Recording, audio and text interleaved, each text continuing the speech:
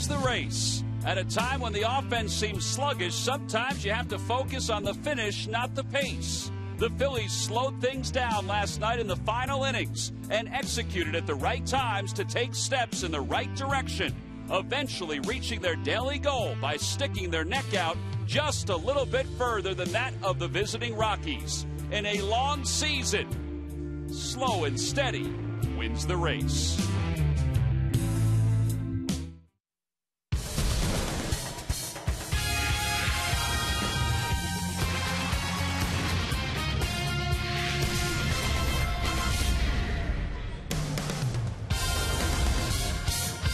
It's been a sea of change for the Phillies throughout the 2011 season, particularly when it comes to the injuries. And tonight, Kyle Kendrick will make a spot start, it seems, against the Colorado Rockies in Game 2 of this series.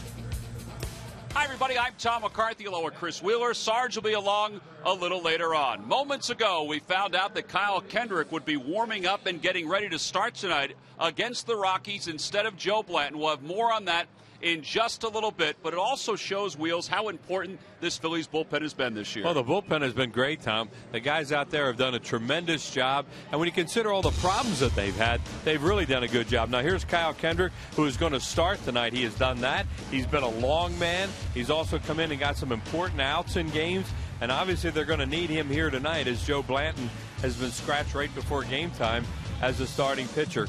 Kyle, in the game in Florida this year, got a big double play and came in and pitched some really quality innings in that game as the Phillies were able to beat the Fish. And I think Kyle pretty happy right there after throwing that double play ball. The young kid out there, Antonio Bastardo, 23 strikeouts in 15 to third innings. Love those strikeouts out of the bullpen. He has become a very effective situation reliever as he gets a strikeout on a left-handed batter. And then you go to Ryan Madson. Ryan Madson, for years, the setup guy around here, has taken over the closer's role, and he has run with it. 22 strikeouts in 17 innings. 3 of those punch-outs coming in the game last night. Huge spot after a leadoff double. He gets really good hitters.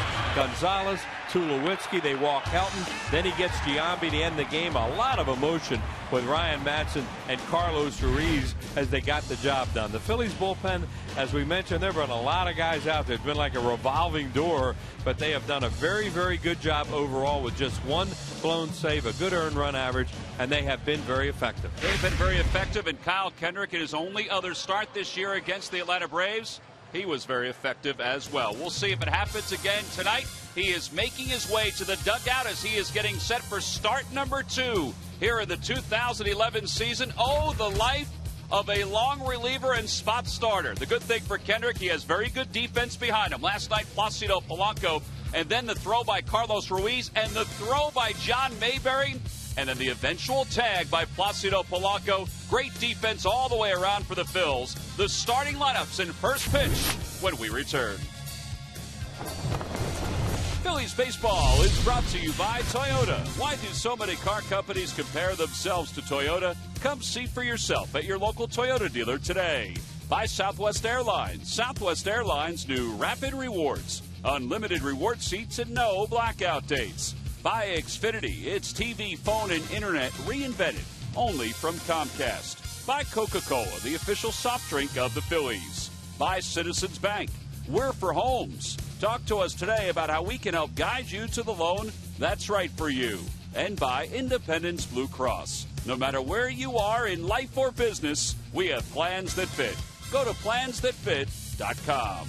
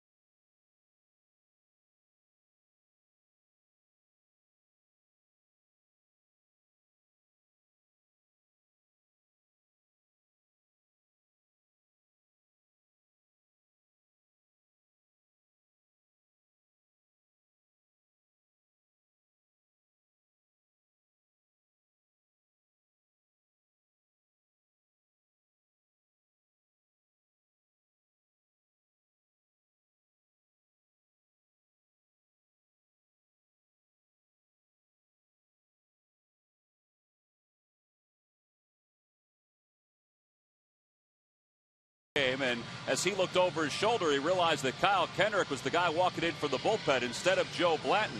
Joe has been scratched from tonight's start. There's Kyle sitting on the bench as he prepared to come out and get ready to fire away against the Colorado Rockies. We don't have any information as to why Joe Blanton is not starting tonight. We'll get you that as soon as we can. We do know it's been raining here in the Delaware Valley for the last couple of hours. They had the tarp on the field. Grounds crew did a great job getting the field ready. Let's take a look at the Rockies lineup, brought to you by Xfinity, only from Comcast. Leading it off at center field, Dexter Fowler. Jonathan Herrera bats second. Carlos Gonzalez hits third, followed by Troy Tulowitzki and Jason Giambi. Seth Smith hits sixth. In the bottom third of Lopez, Iannetta, and Chassid will face right-hander Kyle Kendrick, making his second start of the year. So Kendrick's ready to go, and so are we. The first pitch of the night, a fastball in there for a strike, and it's 0-1. Well, there are the numbers on Kyle Kendrick. Only his second start of the year. He's done a good job out of the bullpen. And as Tom mentioned, in his one spot start against the Braves, he was very effective. Back toward the middle, right between the legs of Kendrick into center field, and Fowler's aboard with a leadoff single.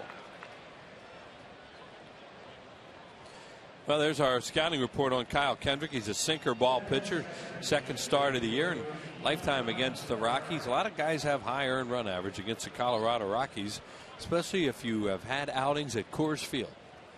Well, Rich Doobie was out of the bullpen. Joe Blanton had started to warm up. He long tossed. He got himself stretched out.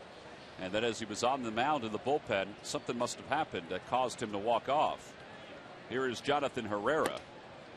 You know, we talk about the job that the Phillies have done this year with all the injuries. You know, Rich Doobie and his staff have really had to juggle a lot with the injuries to the bullpen and to the starting staff. Yeah, well, this is one of those uh-oh moments, because right now they're trying to figure out where the inning's going to come from tonight. Fowler has stolen 2 bases this year. He's been caught 5 times.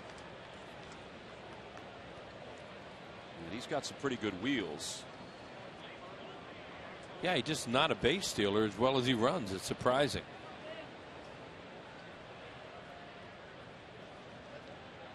Herrera bunts in the air, and Ruiz makes the catch. 1 away. That's not a really good effort if that was supposed to be a sacrifice, because he was running when he bunted it. Time now for an Nissan Keys to tonight's ball game. Well, how will Kyle Kendrick do? Is they have to run him out there, and it's a tough thing to do, but sometimes you don't think about it and go out and play. And a lot of left-handed hitters in the lineup tonight. Charlie's lineup for Chassid. One guy Kendrick won't have to deal with, at least to start tonight, is Todd Helton. He's out with a cranky back. Carlos Gonzalez is the hitter. He was 2 for 4 in last night's game. He's had 4 hits in his last 12 at bats for the Rockies. And he takes one inside. Ruiz throws behind Fowler, and he gets back to the back end of the bag. This works out okay for Jim Tracy, the Rockies manager, too, because, you know, once in a while when this happens, they have a lineup all loaded up for a certain type of pitcher. You see Carlos come firing out of there and taking a shot at Fowler. Will slide at the back of the bag and beat it. But they're both right-handers, Blanton and Kendrick, so it doesn't influence their lineup. Good change up, 1 ball and 1 strike. There's Jim Tracy, who's throwing the signs over to Rich Dower in the third base coach's box. Gonzalez last year won the National League batting championship. This year hitting .242. And as we mentioned, he's been swinging the bat a little bit better lately. His big struggle this year has been really against left-handers compared to right-handers. This guy's really a quality player. Can do a lot of things. He's a good outfielder. He throws well. He can swing the bat, and he can hit with power. And a playoff series a few years ago, they couldn't get him out.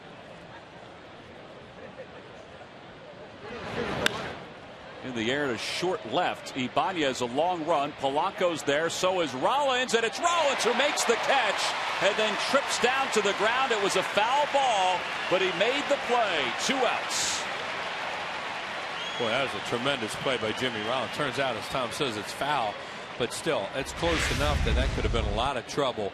The shortstop has the best angle on that between the shortstop and third baseman. I watch him trip over Polanco, and I'll be honest, I know a lot of people held their breath right there when they saw Jimmy Rollins trip like that. And, you know, you think, oh, no, he didn't pull anything, did he? And he popped right back up, threw it in, and he's fine. I think we've seen that during the course of the season, whether it be running up the first base line or going to the hole where you kind of hold your breath with Jimmy, and sure, that's natural. Well, after all the leg problems he's had, yeah. 2 outs now for Tulowitzki. 0 for 4 last night. Overall hitting .248 with 11 home runs. And he lines one foul. Look out, Sweet Level. And you don't really, when you go into suites out there, you really don't expect a screamer to come in at you. And they got one.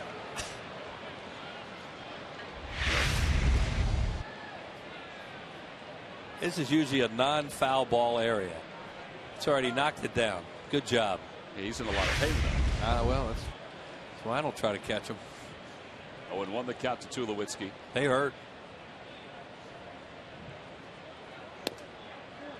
Just off the outside corner. 1 ball and 1 strike. Tulowitzki's hit well in this ballpark. In his young career, he has 103 home runs. And that includes 27 a year ago when he hit .301 for the Rockies. 1 ball, 1 strike the count with a runner at first. Try to go to the same spot, and again the sinker went down low and away, and it's 2-1. Tulowitzki is one of the new generations of big middle infielders. You know, it used to be little guys played out there all the time, and of course that changed. Ripken really changed it with Baltimore, and Tulowitzki is a big man. Be playing shortstop. Out in front, chops it toward the middle, under the glove of Ord into center field. That happened because of that ball going through. 2 things happened. If Orr had knocked it down or made the play, I don't think he would have thrown Tulowitzki out, but it's a base hit for Tulowitzki, and because it eluded him, it allows Fowler to go to third. Yeah, there's not going to be a play on that, even if he catches it. But the one thing he would have done, as Tom says, is keep him at, he would have been able to keep the runner at second base. Right there, see, Jimmy Rollins is going after it too. There's nobody's going to be near the bag. And then Fowler first to third, but there's 2 outs, so it's not as big a deal as it might have been with no outs or 1 out. So 2 away for Giambi, who's playing first base tonight for Todd Helton. They say that Helton hurt his back or aggravated a continually sore back on his slide at second base on his double last night. They were trying to figure out when he slid other than that, and that was it. 1-0 the count to Giambi. And it's 2-0. Giambi 0 for his last 18. The thing you don't need from Kyle Kendrick's a long inning. You can avoid it because they're going to need him out there tonight in this spot start. That's hit a lot of homers, huh? 5th among all active players.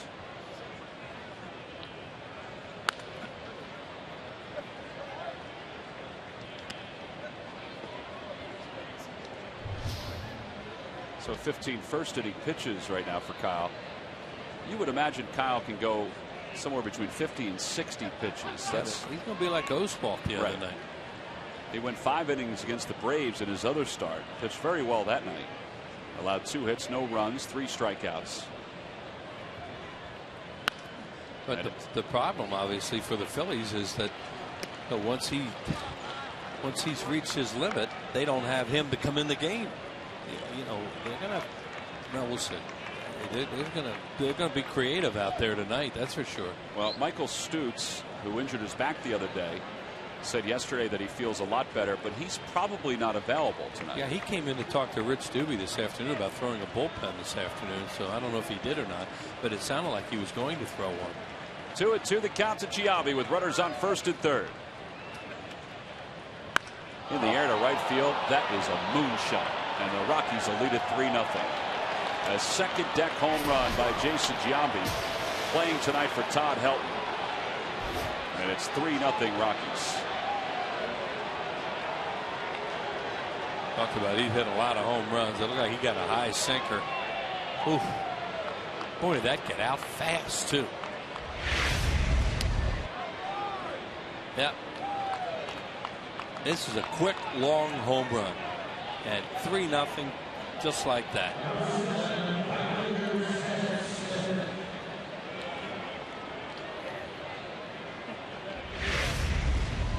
So, second home run of the year for Giambi. And number 417 for his career. Here's Seth Smith. Smith hitting .286 overall with 4 home runs, 18 runs batted in.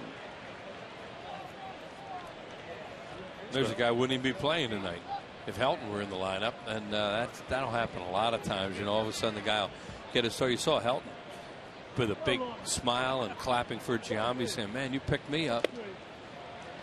There is something to that too. When a guy can't play, probably has a little guilt, and they say that Helton's better about that. That he says when his back's bothering him more often than he used to. Well, his replacement got him a quick 3-0 lead, and that's tough the way the Phillies have been scoring runs. Little number foul, and it remains no balls at 2 strikes.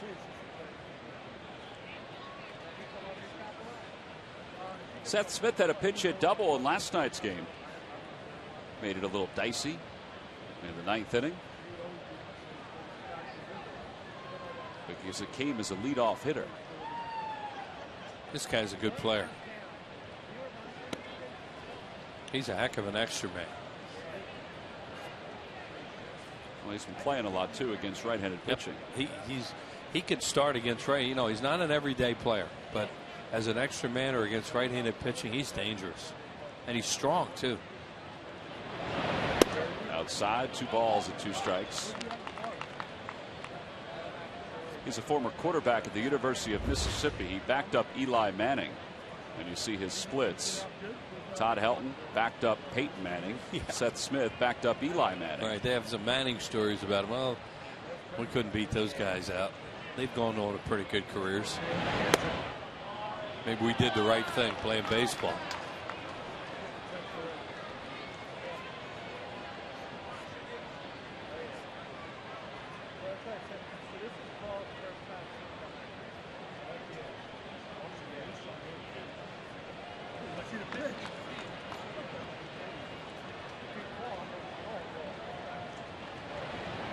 Outside, ball 4. So after getting ahead 0-2, Kendrick walks Seth Smith. That's his first walk of the inning, and Rich Dubie's coming out to the mound. So he's up to 24 pitches here in the first. You know, he's going to have to take one for the club here tonight too. This is one of those things where, you know, I'm sure Rich Dubie's just trying to settle him down and keep him going here, but he's got to stay out there. And you know, and you hopefully it doesn't turn into one of those things where he's giving up a lot of stuff and has to stay out there. Because now they're going to pop somebody up in the bullpen.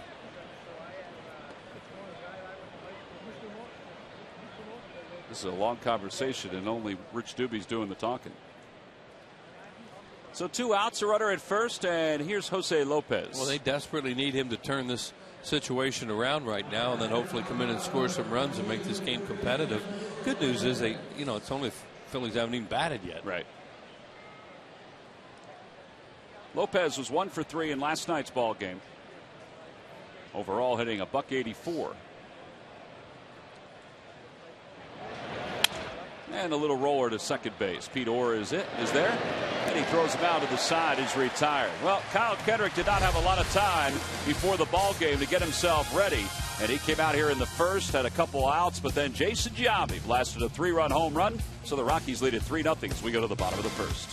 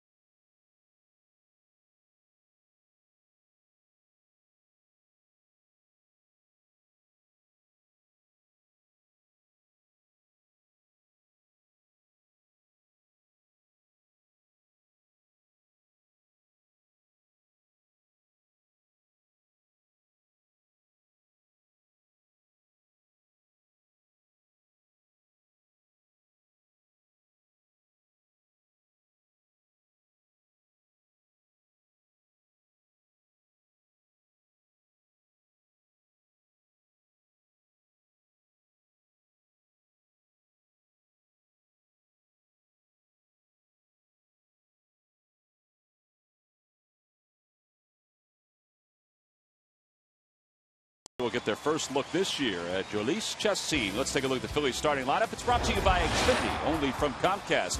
Leading it off at shortstop, Jimmy Rollins. Michael Martinez bats second. Placido Polanco hits third, followed by the first baseman Ryan Howard. Ross Clota's in right field. He'll bat fifth. Raul Ibanez hits sixth. Carlos Ruiz does the catching. He'll bat seventh. Pete Orr will hit eighth. And Kyle Kendrick is on the mound, of course, and he will face Chassin, the 23-year-old from Venezuela, who's 4-2 with a 2.89 ERA. This guy can crank up a good game, too. The Phillies have to be patient with him. You see his numbers there. The opposition only hitting 221 off Chassin, who has a lot of pitches. Scouting report from Southwest Airlines. Good fastball. He'll use changeup and slider a lot, and he'll give him innings. Rollins leads it off. Rollins hitting .271 with 2 homers and 12 RBIs. He had the game-winning RBI in last night's ball game. That was the sacrifice fly to right field in the bottom of the 8th. And he's ahead 2 balls and 1 strike. Much as anything, the Phillies really need to do something offensively if they can in the first inning to get their heads on right and think that they can be competitive in this game, because this is a game we really can get punched in the gut early and have problems. That's a good start right there.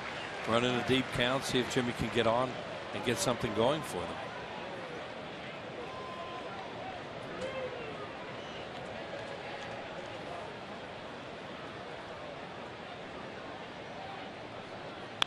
In the air to right field. Seth Smith is there. He moves back a step or 2.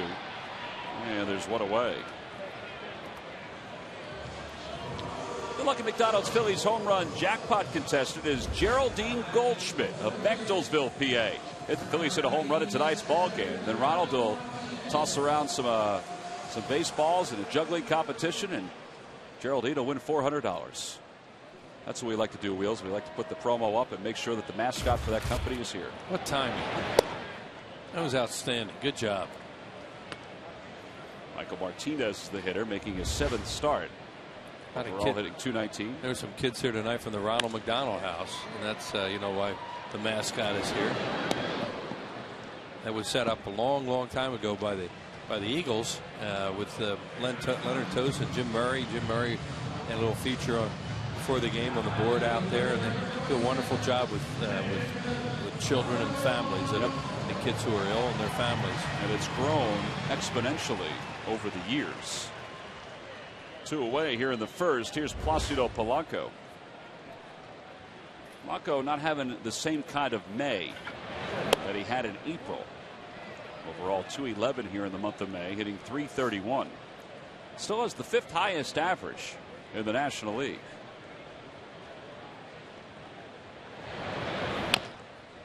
And it's 1 ball and 1 strike. Chassin doing what he needs to do too for his club, and at this point at least, and that's come in. And they know they have a lot of momentum in this game. Just to come in and have a shutdown inning. There's Kendrick looking on, getting ready for his 2nd inning out on the mound. Ed Rapuano says that Polanco went around. I guess somebody from the Rockies dugout must have helped him with that, because he looked over toward the third base dugout as he made the call. Pretty good slider.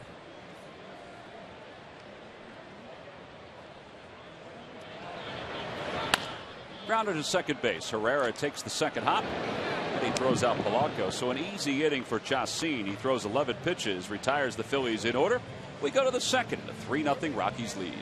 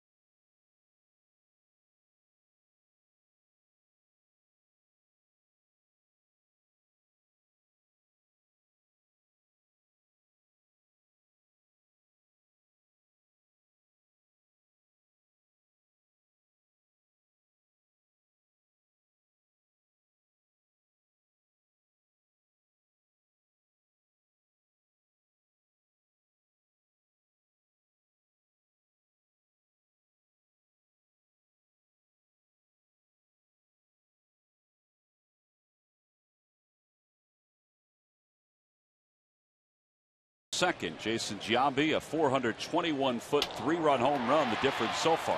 Kyle Kendrick will face Chris Iannetta to start the inning. And Iannetta hits a towering shot down the left field line. Ibanez on the run, and it's out of play.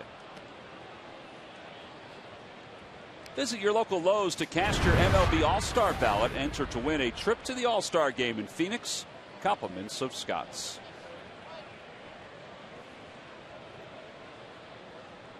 Oh, and 1 to Iannetta, who last night was 0 for 3. He had one ball pretty hard that was right at Raul Ibanez last night. He also had a tough night behind the plate. It wasn't totally his fault. He had a pass ball and a wild pitch that helped the Phillies win the game last night.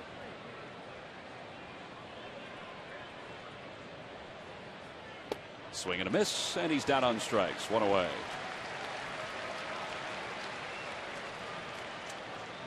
So Kendrick picks up his first strikeout, and here's Chacin. The changeup from Kyle Kendrick. See the grip there? Thing went down on him, swung over it. That is a pitch that he is really fooled with over the last couple of years to find the right grip to make it as comfortable as possible to complement his sinker and his cutter. And I think this year it's been better than it has been at any point in his career.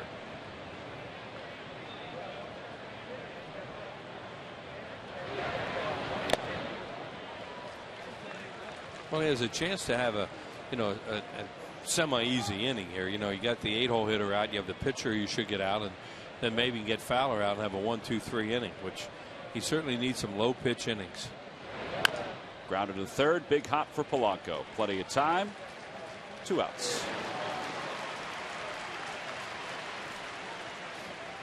So 2 away. We go back to the top of the order. Hey, don't forget, next week this homestand will wrap up with 4 games against the Cincinnati Reds. There are tickets still available for that Wednesday, May 25th game against the Reds. And then when the Dodgers come in, that's always a good matchup between the Phillies and the Dodgers. They have a great history together, and the Phillies have owned the Dodgers recently in that history.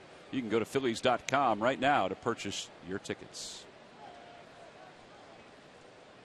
Fowler singled and scored in the first, and he takes a changeup for a strike. Looks like Ruiz has gotten Kendrick off the sinker as much in the second inning. Well, for him to be successful, he has to throw all 3 pitches. Well, that cutter makes it no balls and 2 strikes.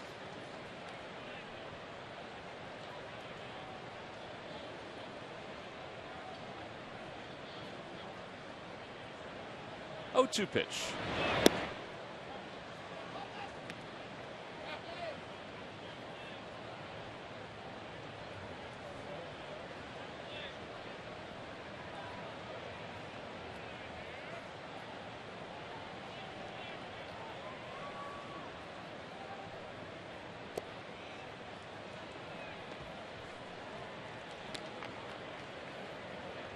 There was a story the other day on the Rockies website about Fowler and how Jim Tracy has been very patient with his progress as a ball player.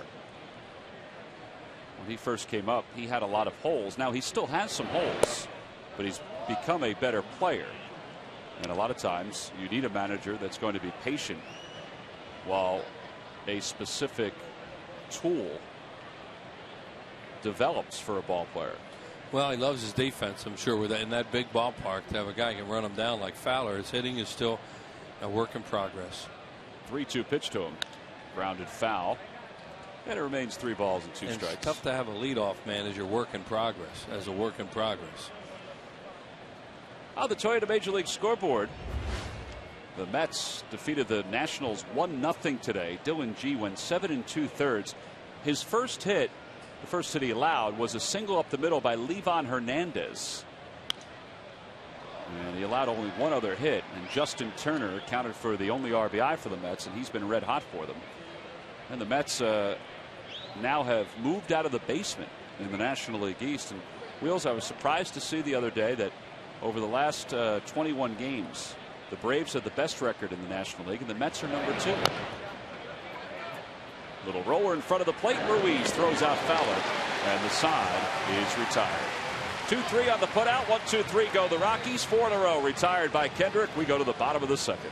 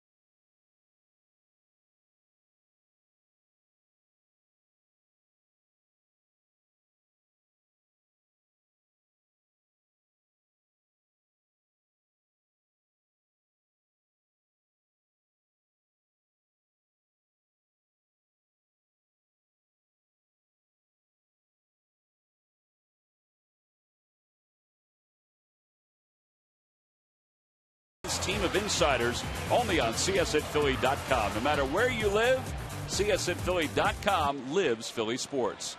Mike Buchholder, who's the head groundskeeper here at Citizens Bank Park, seeds and all, has been out talking to Ed Rapuano a couple of times since the start of the ball game.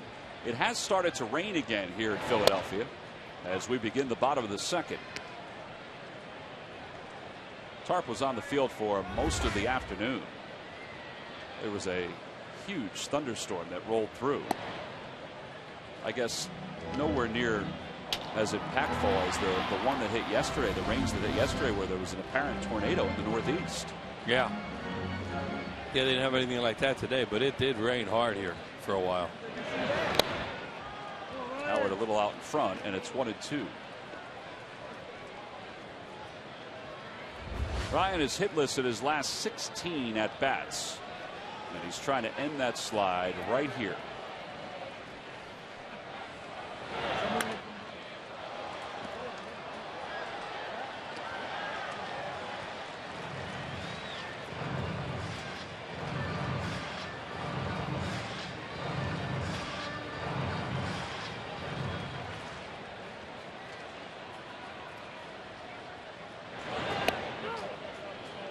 They appeal. No swing, says Ed Hickox, the third base umpire.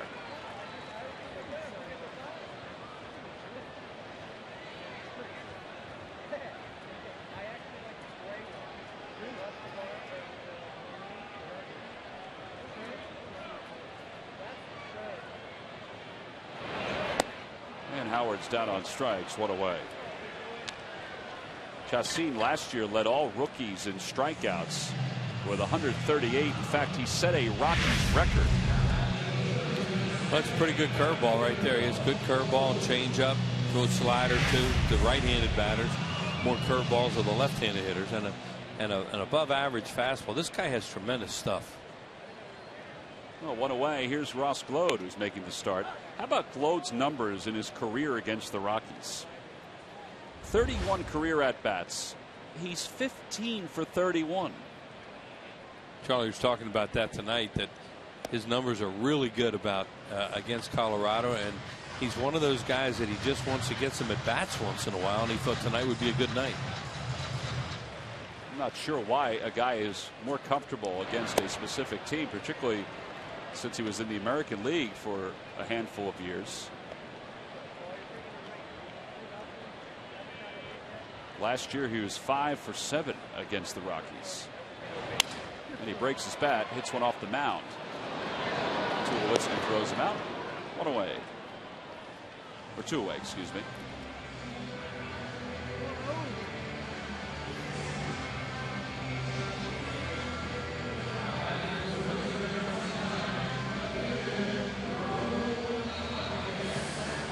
Raul Ibanez to the plate. Ibanez, a 225 hitter.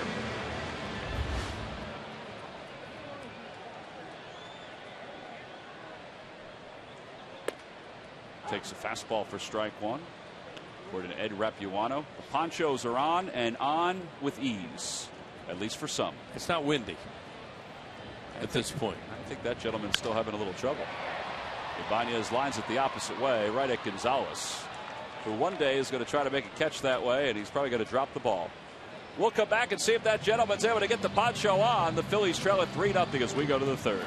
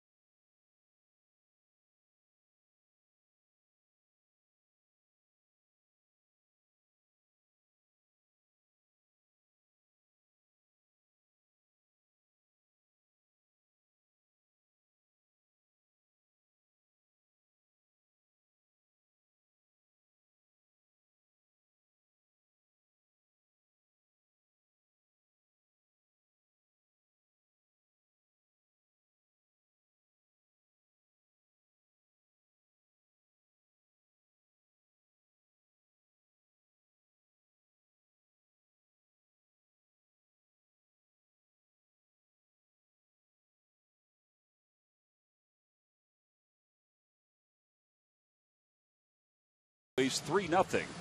It'll be Jonathan Herrera, Carlos Gonzalez, and Troy Tulowitzki. You know, we always, from night to night, always try to wear the same thing here in the radio or the television booth. Not in the radio booth as much. And no. Scott Profrock, who joins us up here in the booth, Phillies assistant GM, has gotten the memo, and we appreciate it very much, Scott. Well, you know, we want to be in uniform. Nice job. That's good. Scott's going to join us here in the third as Kyle Kendrick will go back to work. And well, Scott, I guess the first question we have to ask you is that the life of a long man or spot starter is never easy. And Kendrick had to get warmed up pretty quick for tonight's game. Absolutely. Joe had a little issue with his elbow when he was warming up and didn't feel right. And the doctor's taking a look at him now. And as soon as we have more information, we'll let everybody know. And Kyle's done I mean, the 3-run home run aside, he's done a pretty good job in this role this year. Absolutely. He's been very good, taking the ball when needed, and had a great start against the Braves. And hopefully he can keep us in the game tonight. Well, it's 1 ball and 2 strikes now to Jonathan Herrera. You know, I know Ruben's been asked about all the injuries that the Phillies have gone through. We had him on the other night talking about it. It seems like it's more this year than the Phillies have ever had to deal with, and it's nice to see that for the most part they're dealing with them. Absolutely. I mean, we've got good depth. Vance Worley's done a great job. Valdez and Orr and Martinez and Mayberry and everybody's done a great job of filling in. While these guys get healthy. Sardinia, Brian Schneider went before he got hurt. When Chooch was out, and hopefully we'll get to the point where we get everybody back 100%. But Tom, quite frankly, that everybody goes through it. I mean, we're not unique to the situation, and you've got to have players step up and fill in when somebody does go down, and we've done a great job of it so far, and did last year as well, as you know. 1-2 the count to Jonathan Herrera, and he hits one back to the middle. Rollins is there behind the bag, 1 away. Was that one of the reasons why you guys sent Worley back down so he could stay in a rotation spot? Exactly. With Roy Oswald's situation and Joe's as well, we need to make sure we had somebody that was stretched out wheels. So, I mean, he did a great job for us here, but that was the idea to keep him stretched out and ready, when needed. How excited was everybody? I know we were watching him succeed the way he did. It was great. I mean, and Marty Wolver and his staff and Chuck Lamar and the development people and Everybody did a great job with him. He's a confident guy. You saw that when he came up last year in St. Louis. For that short span of time, he didn't scare. And when he started the game against the Marlins in the doubleheader, same thing, and he just kept building on that. And we got a guy that's going to help us for years to come with him. Carlos Gonzalez is the batter for the Rockies. One out here in the third. It's 1 ball and 1 strike. Gonzalez's first time up. Popped out to shortstop, and a fine play by Jimmy Rollins. And he lines one to center. Michael Martinez came in, and it went over his head. And Gonzalez will head to second, and he's thinking about third. He's on his way to third. Rollins had him caught between second and third, and Gonzalez put the brakes on. So a 1-out double for Carlos Gonzalez. And in defense of Michael Martinez, that's really the hardest play for a center fielder, a ball that's hit right at him like that, and that ball kind of took off on him. Yep. Yeah, you can see from our angle that he thinks he has this thing lined up. He comes in, and then, oh my. And when he goes over your head like that, it's a pretty helpless feeling. Gonzalez did a heck of a job taking that turn at second base just in case, because he knows when he hits that ball in Coors Field, he's at third. You're right, Wills. Easy. There's a little extra space out there. A lot more room, Scott. Well, he's in scoring position now for Troy Tulowitzki. Scott, how optimistic is everybody? And I know it's tempered a little bit, but with Chase Utley's progress. Well, he's going to play again tonight, DH tomorrow, I guess, and then play another game, and then revisit things with Charlie and Ruben and see where we go from there. But very optimistic. He's battled this obviously for a long time, and he would certainly be a welcome addition to our lineup. As you well know, we've had some struggles offensively, but we've been able to to get through it with the good pitching and the good defense, and Chase coming back would certainly hopefully be a boost to the offense. Well, I know you guys don't know maybe exactly, but do you have any other thought about him playing at any other levels? Is that important, or is it just at bats wherever he is? I just think he needed at bats, Wheels, get his timing back, and I think he can do that down there in Clearwater, especially with the way the weather's been too. I mean, at least at this time of year, we haven't hit hurricane season or whatever down there, getting close, but you got a chance to play, and if he needed to, you got extended spring down there as well. So there's always games going on that he would be able to play. So I think that's really the best place for him to be, especially with the weather conditions that we've had up here. We've talked to other people too. Prior to the injury, and even while he's been working out, he looked like he was in unbelievable shape coming into this year physically. Yeah, he worked hard. He always does, and. From people that have seen him hit in the past, I mean, they say his stroke is, looks as good as it has, ever has since they've seen him. So, it's just a matter of being able to deal with the with the pain that he's feeling and be comfortable. So, hopefully he's got himself to that point and can contribute again for us up here. He seems like he's really accepted the fact that he had to go slowly with this, huh? Most definitely. I mean, I think he really understood that it was something that was going to take time and it was going to be at his pace, and he had to be comfortable and make sure that he wasn't going to do any long-term damage to himself, and hopefully he's to that point. 1 ball and 2 strikes the count to Troy Tulowitzki. 1 out here in the top of the third. Rockies lead at 3-0. A runner at second. That's Carlos Gonzalez. He doubled. And the pitch to Tulowitzki. Hit in the air down the left field line. Ibanez has room over toward the corner, and he makes the catch for the second out. He needed the windshield wipers that time. That thing was way up in the air, and there was nowhere else to look. But he got to keep. They're all laughing about it. Ball stays in the air that long when it's raining this hard. That's tough. Well, and the conditions, as we saw, Mike Buchalter was out talking to Ed Rapuano about the weather and what was coming and what's going to be here for the next little bit. How hard is that, Scott? I mean, when you're dealing with the weather, I mean, I know there's a lot of people that are involved with the what goes into what happens. Mike Stiles, Mike DiMuzio, and Mike Burkholder, everybody do a great job of keeping us informed, keeping both the home and visiting clubs aware of what the weather situation and the forecast is. And so far it's going pretty much according to plan. They said it would be clear, sometime between 7:30 and 8 we'd start to get some rain, and to have a chance to get some heavier rain around 8 o'clock or so, and might last for 45 minutes or so. So, so far it's going right about what they said, and again, those guys are on top of it. We met 2 or 3 times before the game today just to go over the forecast and make sure both Charlie and Jim Tracy were aware of the situation. Is that difficult when you're thinking about, you don't want to burn a starting pitcher, or you just have to kind of roll the dice if the game starts to put your starter out there? Yeah, I mean, again, the main thing I think from our perspective is to do what's best for the fans. And if it's not raining when the game's supposed to start, right? Unless we're 100 and some % sure that there's not a problem with the forecast, we're going to start the game. Well, Jason Giambi has just gone yard for the second time in this game, a 2-run home run. He is spelling the injured Todd Helton.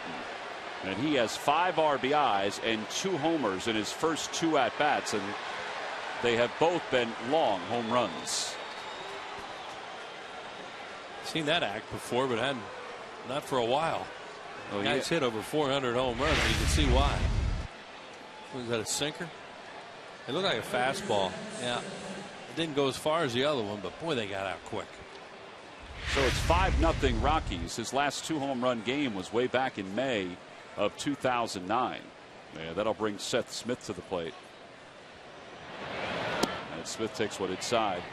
Scott, I know Jose Contreras pitched a rehab game last night.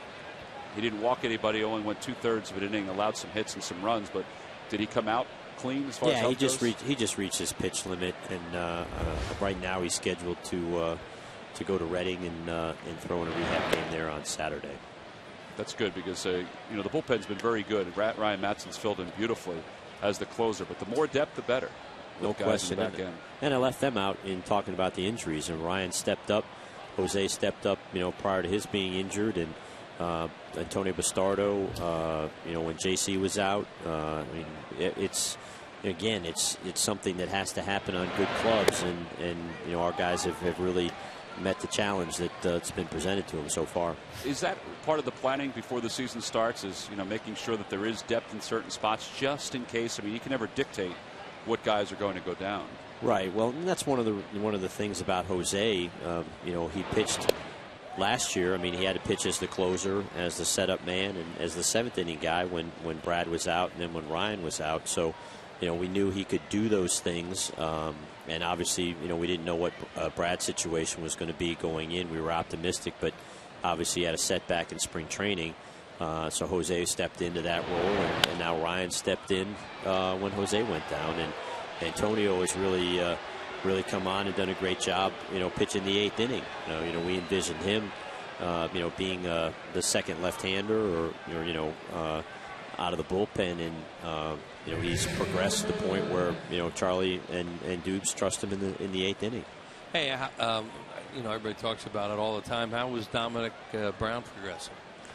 Very well. I mean, got back and played 6 or 7 games, and then I guess diving for a fly ball in the outfield, tweaked his wrist, and he played. I know he played yesterday and got the game-winning RBI or go-ahead RBI in the 11th inning. I think in the game they won against Scranton. He was 1 for 5, I believe. So he's progressing, and he's had missed so much time.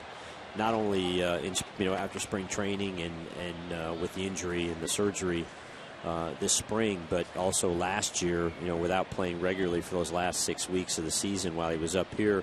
And he contributed up here, but he still lost valuable development time, and I think we're going to make sure that he's 100% going strong, and quite frankly, still needs to do some work on his defense. That's one of the things that has been consistent up here for us, has been our, along with the pitching, has been our defense. I mean, and that's, with the pitching that we have, that's important that we back those guys up with the gloves. So, we're going to make sure he's ready to play both sides of the ball when he gets up here. 1 ball and 2 strikes the count to Jose Lopez with 2 outs here in the 3rd. And Lopez takes one inside. It's 2 balls and 2 strikes. You rely a lot on the minor league people for evaluation when you're about ready, like Ryan Sandberg, for example, at AAA. Yeah, I mean, we'll talk to the staff, Chuck and his roving instructors, Also, Charlie Kerfeld, Dave Hollins, those guys will go and see the minor leaguers throughout the course of the spring, and you know, they saw him in spring training. They see him part of the early part of the year. So we've got a lot of eyes on him. Mike Ondo, our pro scouting director, has gone to the minor leagues as well. Ruben will go. I've gone just for a couple of games to Reading this year, so to see Reading play. But you know, we're set up in a situation where we've got a lot of people that can conveniently get to see those guys, especially at the upper levels. I think Kendrick, what he's trying to do there is get his feet set as he was going to catch that ball, throw to first, and he just dropped it. That would have been a tough play to throw out Lopez anyway over at first. It looked like he was moving pretty good up the first base line. So now first and second for Chris Iannetta, who struck out his first time up. That was in the second. It's 5-0 Rockies. And Iannetta hits the first pitch foul. And it's no balls and 1 strike. Is it eye-opening sometimes, Scott, when you go down and watch some of the minor league games, just to get a perspective of, you know, what the Phils have in the system? Yeah, I mean, and we've got some fine young players. I tell you what, though, the thing that jumps out at me is just the support of the fans. I mean, Reading's a great place. Lehigh Valley, I mean, everywhere you go, the fans are you know, the stands are full of fans, and they're wearing their Phillies red, and it's amazing. You know, the passion that these people have for our ball club, and the players as they come through the system. You know, Double-A's got Mark Perrin and his staff there, Bob Malachy and Frank Cacciatore, done a great job with the guys there, and quite frankly, they've got, you know, other than Dominic at AAA, you know, we've got we signed a lot of, you know, 6-year free agents at AAA to fill out the club because we didn't have the prospects. You know, probably due to a lot of the trades we've made, you know, to play at that level this year. And Ryan and his staff are dealing with, you know, guys that are, you know, some you would say journeymen, but guys that, you know, we think can help us at some point or have a chance to help us at some point. But the Double-A club is really where a lot of our prospects are, and Mark and the staff down there do a great job working with him and preparing him. You know, you have Lakewood and Williamsport too. Do you like the idea of being able to centralize the teams like this, get them together, close together? It's a great situation. You know, you again, your Rovers, you know, can you don't have to spend, you know, extended periods of time. They can jump back and forth a little bit and have a little more flexibility. And like I said before, the ability for, you know, Dallas Green or Charlie Kerfeld or anybody to, you know, come in and you know, knock them out without having to fly all around the country is a great asset. 2-2 the count to Iannetta. And a pop up into foul territory. Howard will give it a look. It's out of play, and it remains 2 balls and 2 strikes. Scott Profrock, the Phillies assistant GM, joining us here in the booth. Jason Giambi's hit 2 home runs tonight. His first 2 home run game since 2009. He has 5 RBIs. Kyle Kendrick in a spot start for Joe Blanton, who left with soreness in his right elbow. It's the same thing that's been plaguing him for a good part of this year. It looks like the Phillies might be getting somebody up and loosened in the pen. They're pulling the tarp off the mound. And Iannetta's called out on strikes, and the side is retired. Scott, we appreciate it as always. My pleasure, Tom. We'll talk to you again down the road. Scott Profrock, Phillies assistant GM, our guest here in the booth. The Rockies lead at 5-0 as we go to the bottom of the 3rd.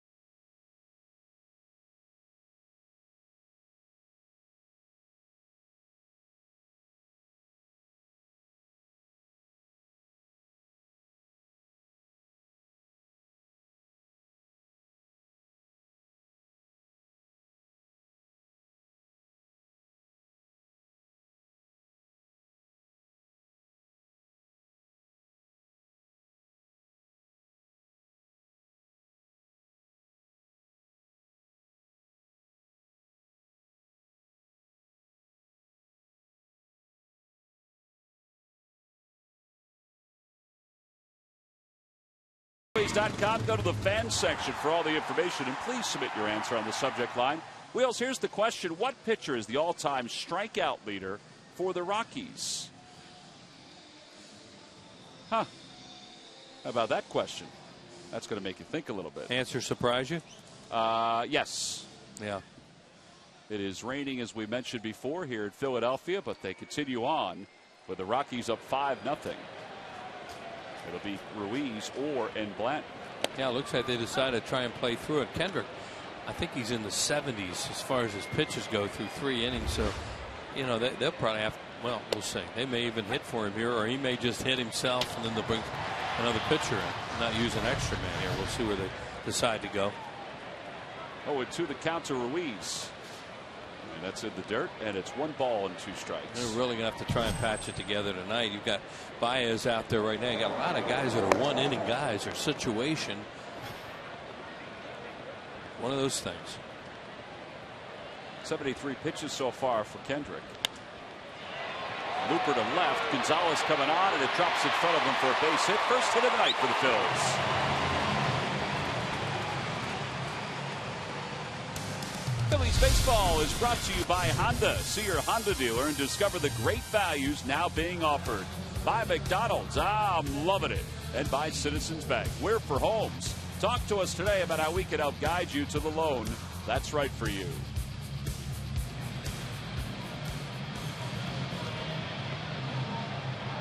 Nobody out here in the third, and Carlos Gonzalez, I think, did something as he was coming in to play that base hit on 1 hop.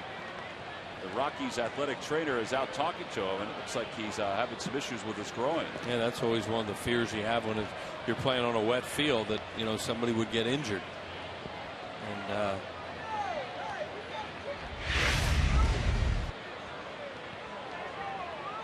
yeah, right there he grimaced as the ball dropped in front of him.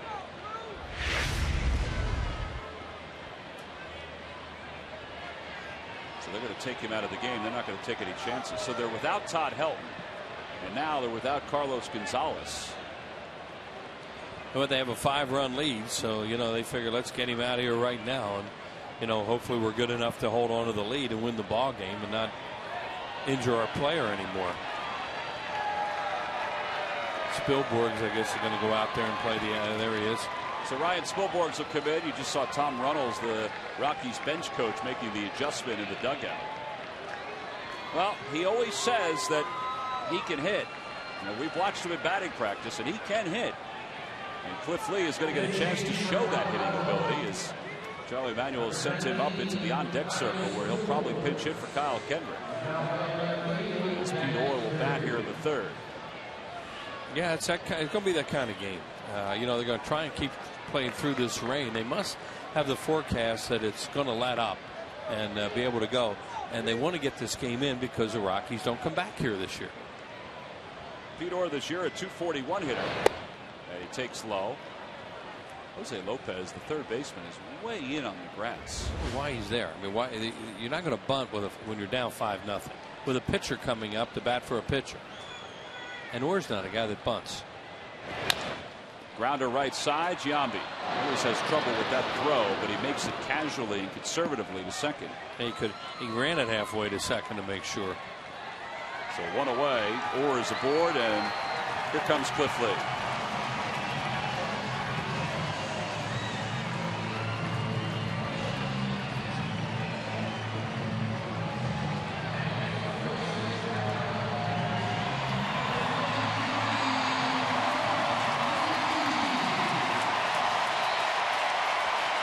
As Bob Uecker would say, these fans, they love him. There's that third baseman, as you mentioned, Lopez, all the way in again. I mean, they're not going to bunt. Lee fouls it away, and it's 0-1. He may, I don't know. Can't analyze it. I think he's just going to try to backleg it as best he can. I was going to say maybe he wants to stay off the dirt because it's getting so wet. 0-1 the count to Lee. Grounder foul.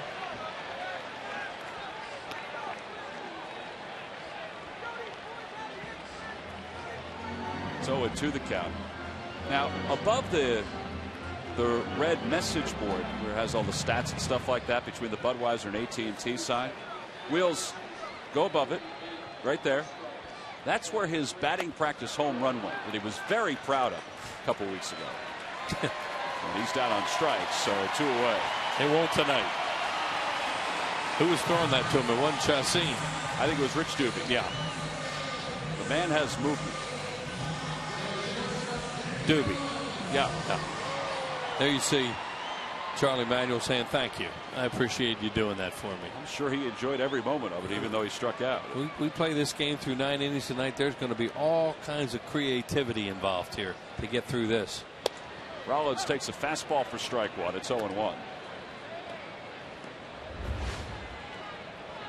Rollins flied to right his first time up.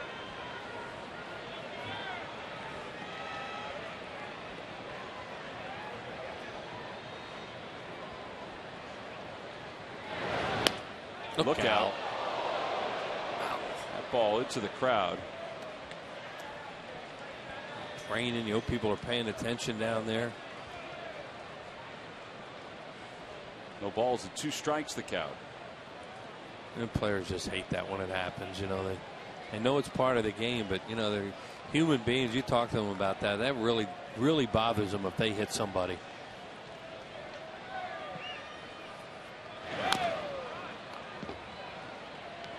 Rollins stays alive.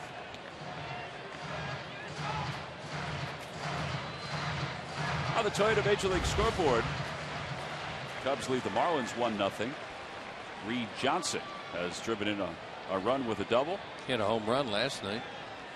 Phillies lead the division by a game and a half over the Marlins. Braves also lost last night. Kimbrel blew another save for Atlanta.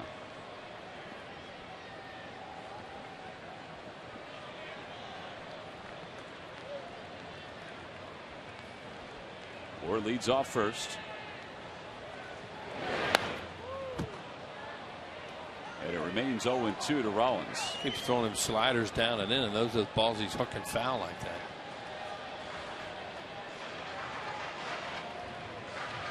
Mitchell Chassin's just 23 years old from Maracaibo, Venezuela. 9-11 last year, an ERA of 3.28.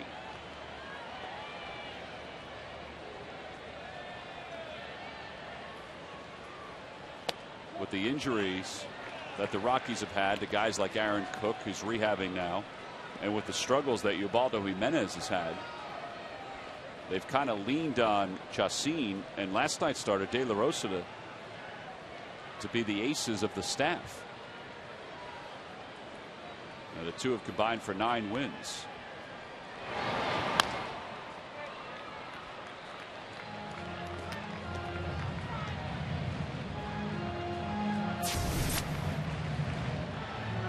Fourth among National League pitchers in opponents' batting average. Yeah, you can see that when we get his stats earlier. That, you know, he's a tough customer when you see that.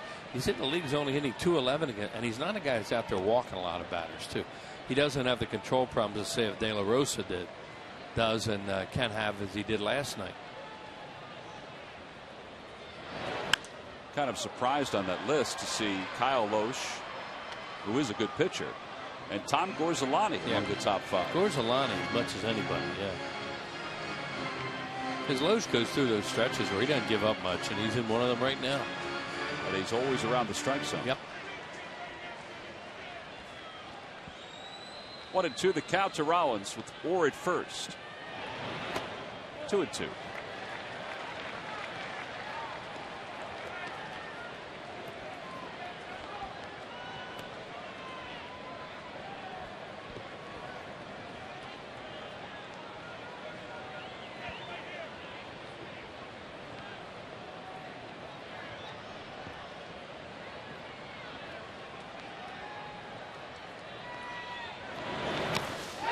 Rollins tried to hold his swing. It got away. And Orr goes to second. And they appeal that Rollins went around. According to the third base umpire, Ed Hickox. Ed Rapuano didn't ask for help, but Hickox already signaled it. Well, that's a shame that they didn't do it sooner rather than later, because Rollins would have been safe at first, I think, if he would have taken off right away. It's a strikeout for Chassin. Well, it looked like he swung at it. You know, he had a pretty good move at it, and then he started to run to first, and then stopped. Well, you guys will handle it later. Oh, we go to the fourth, 5-0 Rockies.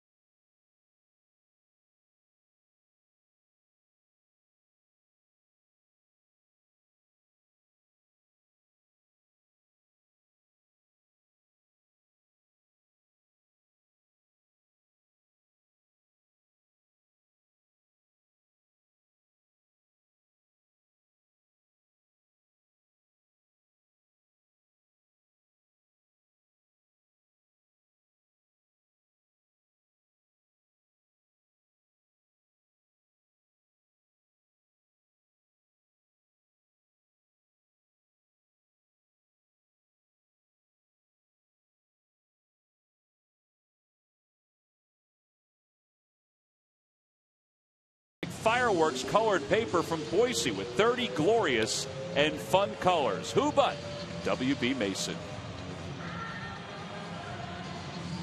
We go to the top of the fourth. It's 5-0 Rockies. 2 home runs by Jason Giambi, the difference. Denny Baez, 17 ball games, 1-2 with a 4.41 ERA. And he's on for Kyle Kendrick. Kendrick went the first 3, allowed 7 hits and 5 runs, 1 walk and 2 strikeouts. Gary Matthews joins us as the grounds crew has put some of that diamond dry down in the field. And Sarge, you know, the last out of the last inning, bottom of the third, Jimmy Rollins was called out on a check swing. And Ed Repuano didn't ask for help right away.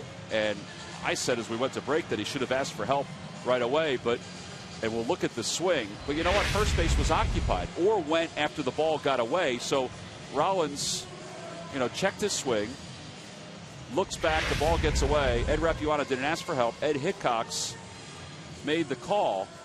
You know, from that angle, didn't look like Jimmy went around. No, it didn't look like he went around, but you can call those check swings a swing just about every time. The problem I had, even with him running, the base was occupied, I thought, in the very beginning. So he would automatically there be out. I thought he ran after he started looking around maybe for the ball. I didn't think he was running right away. So, therefore, I thought if he check swing, if he had ran, I thought he was going to be out. Well, it's interesting because, you know, with the way the surface is here, Iannetta, the ball didn't go that far. I was just surprised that the whole plate umpire didn't ask for help a little sooner. You know, usually it's right on that he'll ask for help when it is a play like that. Was a late call. You know, by then, though, I mean, J-Roll, he's trying to sell it like he didn't swing. That's why he didn't immediately run.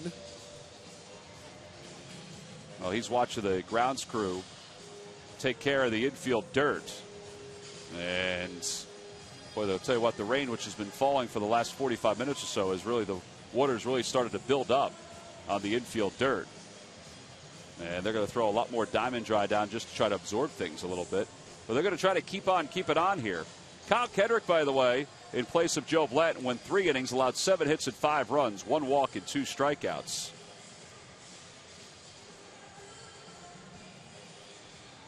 And they're going to use a lot of that diamond dry during the course of this ball game. Tonight at Phillies Clubhouse, Placido Polanco talks about being healthy. Shane Victorino tours construction of the Boys and Girls Club, named in his honor. And Juan Samuel looks back at the Phillies' 26-7 win over the Mets in 1985. Phillies Clubhouse presented by Ransom Cat. Tonight at 11 after Sports Night right here on Comcast Sportsnet. Well, Danny Baez has already warmed up, and now he's just waiting, and he's probably going to throw a few more pitches. And the umpires are trying to tell the grounds crew to speed it up, but it's difficult because there's a lot of moisture there that they're trying to absorb in a very short period of time. Yeah, this is one of the fields in the league that does have a good drainage, and it does dry quickly. They don't care too much about the outfield. You can almost have a lake out there and you still be able to play.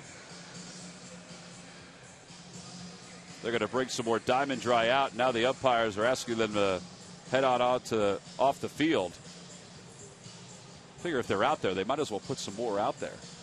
Well, they've already delayed the start of the inning as it is. Yeah, you want to make sure that it's dry and that it's playable.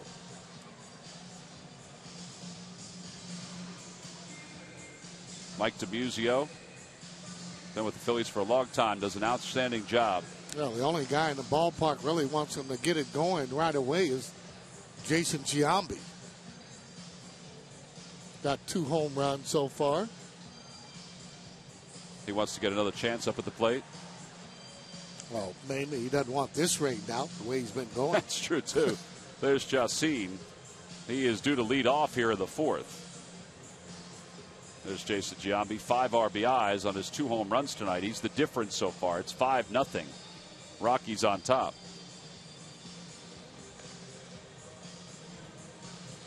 And Danny Baez is warming up again just to try to keep himself loose.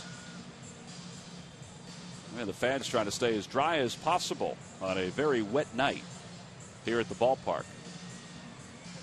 So Kyle Kendrick with the first 3 and a spot start for Joe Blanton. As we told you before, Blanton left with soreness in his elbow. Sarge, here are the 2 home runs by Jason Giambi. Yeah, thought there was a fastball and sinker. It came right out over the plate, right back into his swing. I'm sure he wanted an inside more carbon copy, and you got the same thing. First one a little longer than the second one, but it's still, the second one was a pretty good shot. So Baez is finished with his warm-up tosses. And Jacine will lead it off here in the top of the 4th. Grounded out to third his first time up. So he's 0 for 1.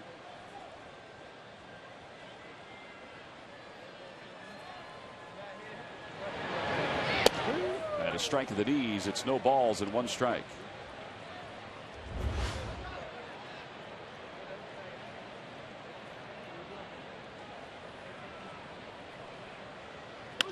Grounded to shortstop. Rollins to his left. He has it. And he throws out Jacine. He had to hurry that throw. As he looked up, he thought Jacine was taking his time going up the line. And then at the last moment, Jacine was moving pretty good. And then Rollins finally threw him out. On the Toyota Major League scoreboard, the Cubs have increased their lead over the Marlins 3-0. Marlon Byrd has hit a 2-run home run. And it's 3-0 Chicago.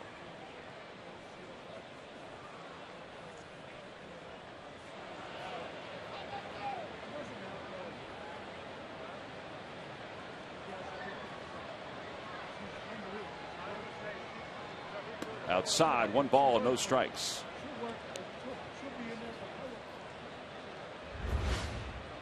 Dexter Fowler 1 for 2. He singled and scored in the first.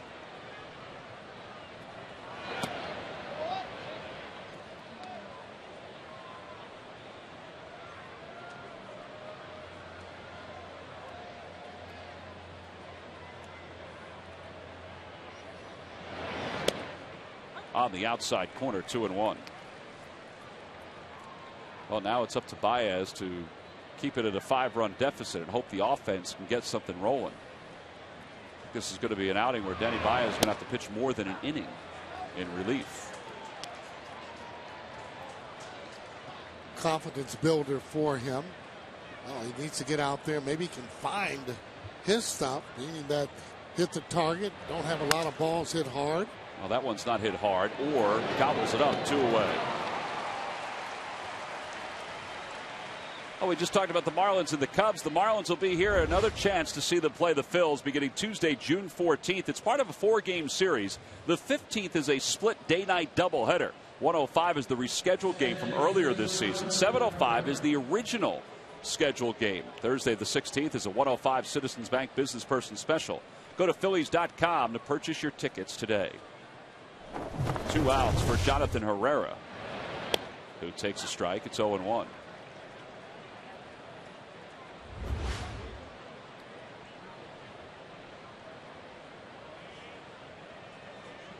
Herrera's popped out to Ruiz, tried to butt his way on, and then grounded out to short.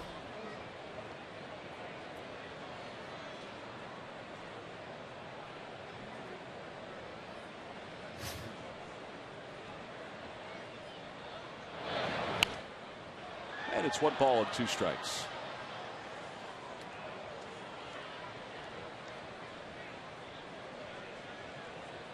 Sometimes a little bit easier to pitch, therefore he might be able to hit those corners, when they're behind. A lot more pressure when that score is 2-2 or 3-2, losing by 1 run. Have a tendency, pitchers sometime to squeeze the ball, and with it like this, even though you'd like for him to keep that score right there, sure the Phillies are looking for him to be able to throw strikes and quality strikes. On the other side, though, it's 5-0, manageable game. Sure it is. You want to keep it at 5-0. But I agree with you. I mean, if he can get through these next couple of innings, it will boost his confidence a little bit. And I'll tell you what, it'll be a heck of a shot in the arm. I mean, he has a good arm. He just, for me, needs to get the off-speed pitches over a little bit more.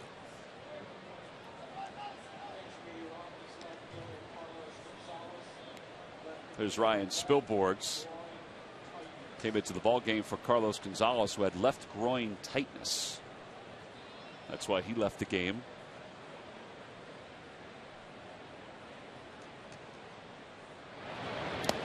Three and 2 the count.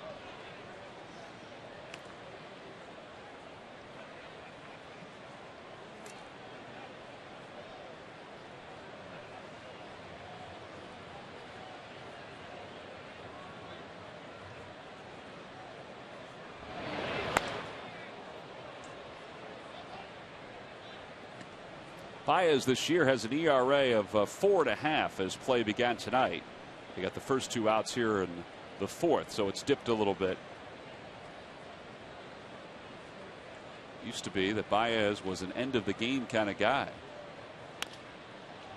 To right field, Glode started back. Now he comes in and makes the catch in the side. He's retired. So a good inning for Danny Baez. 1-2-3 go the Rockies. We've played 3.5. The Rockies on top by a score of 5-0.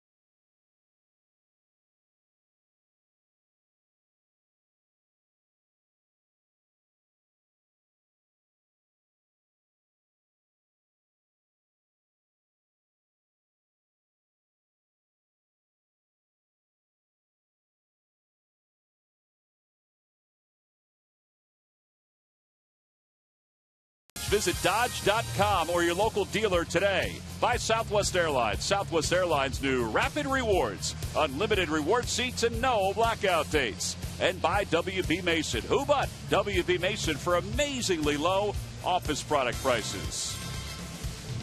Oh, folks are heading back to their seats as the rain has subsided somewhat. I mean, there's still a little bit of a sprinkle going on.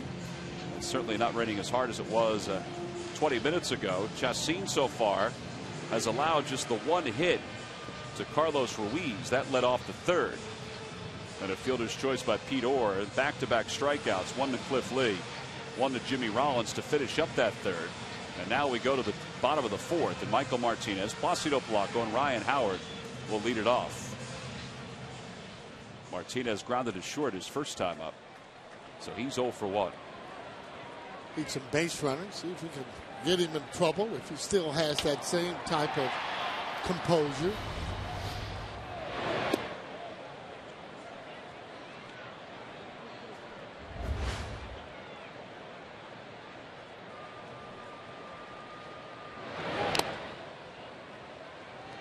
So 1-1 the count. Well, he doesn't have an exceptional fastball, but what he does have is exceptional movement on his pitches. I guess the thing about him is that he throws a ton of different pitches. Different pitches. That was a hard sinker. That's at 93 as he gets on top of it. Ground ball to second. Herrera throws out Martinez. One away. Sergeant, a game like this, the Phillies are down 5-0. And they've only picked up one hit. Like you said, they need to get some base runners. Yeah. I mean, do you do anything differently against a guy like Chacin? Well, that pitch, I mean, for me right there, I want to try and make him even throw another strike. You know, you want the guys to try and get on at the top of the lineup. You know, and if it's a pitch that's almost right down the middle, okay. But that one was another hard sinker, evident of that 4-3 ground ball. Breaking ball inside. Polanco spins away.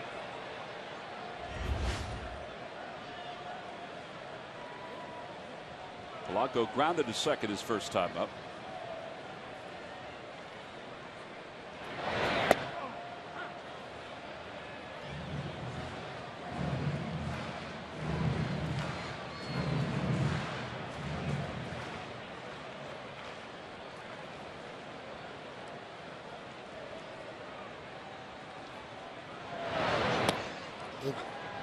That's a pretty good breaking ball right there. Filthy. And coming right over the top with his pitches, so you can't tell whether or not fastball or breaking ball. Best breaking ball for me, though, that he's thrown all night. And that's after letting one get away on that first pitch. Polanco getting out of the way of it. Back toward the middle, off the glove of Chacin. Tulowitzki will pick it up, and that's all he can do. It'll be a base hit for Polanco. Second hit of the night for the Phillies. And that'll bring Ryan Howard to the plate. Good hitting there by Polanco. One of the reasons, too, though, he is such a good hitter. He stays up the middle with a lot of his hits. Right center, left center. Take a look at this as he stays right on the ball, almost caught. As it gets by him, slows down, no chance to get him. Well, Ryan Howard is the batter now. Howard is 0 for his last 17. And he is due. I mean, he is overdue.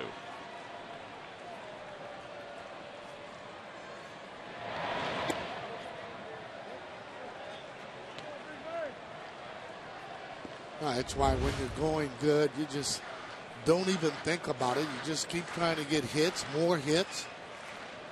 You know, over the course of the season, you would feel that just about every player will go into a slump sometime. Outside, 2-0. It's the player that can come out of it.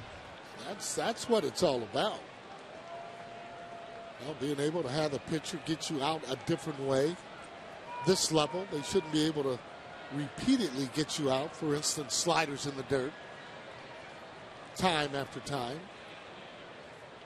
Well, there's a changeup. And it's 2-1. That's just a good pitch. I mean, he was looking for a fastball in that count. And, you know, you will get food from time to time. And it seems like they're always kind of pitching around Ryan Howard. knowing that he can hit the ball out of the ballpark.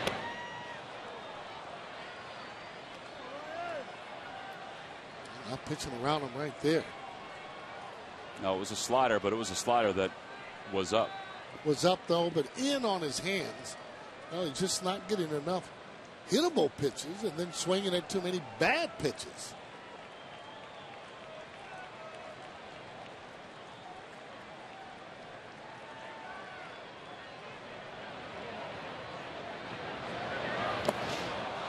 Well, Howard's down on strikes for the second time tonight.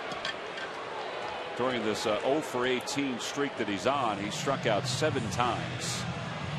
Yeah, that's 4 strikeouts, excuse me. Yeah, take a look at it. Another hard breaking ball that's right in the dirt, coming right over the top. See that just looking disgusted on that swing.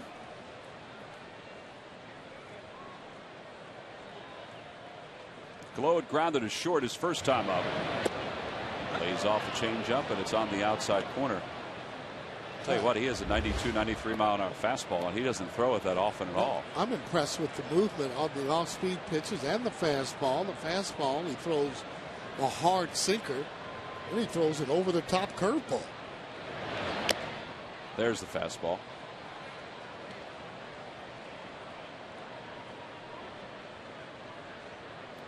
That's why you like to see him get into trouble, but obviously he's been having a good year, not giving up a lot of runs.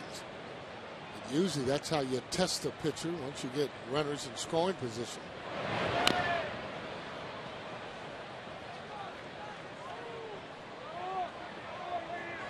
Phillies have not had a runner in scoring position in tonight's game. Oh, it's to the count.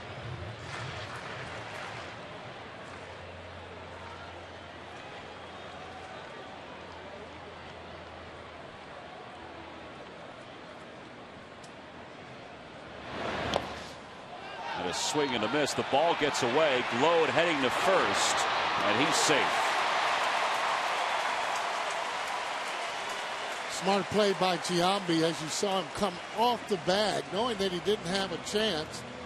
Didn't want to take a chance on the ball, maybe ricocheting off of Glode or the helmet. Take a look at this. There's that hard breaking ball again. Now Glode, he starts to run, not happy about that. See Giambi coming off the bag. So he comes off that bag. That's what you got to do. Ensures no further damage. Right, and this goes back to the point earlier, Sarge, we were talking about with Rollins when he was up. You know, Rollins had the check swing that finished up the third inning. He didn't run as Orr took off to second. Now, you had mentioned that you thought he didn't run because first base was occupied.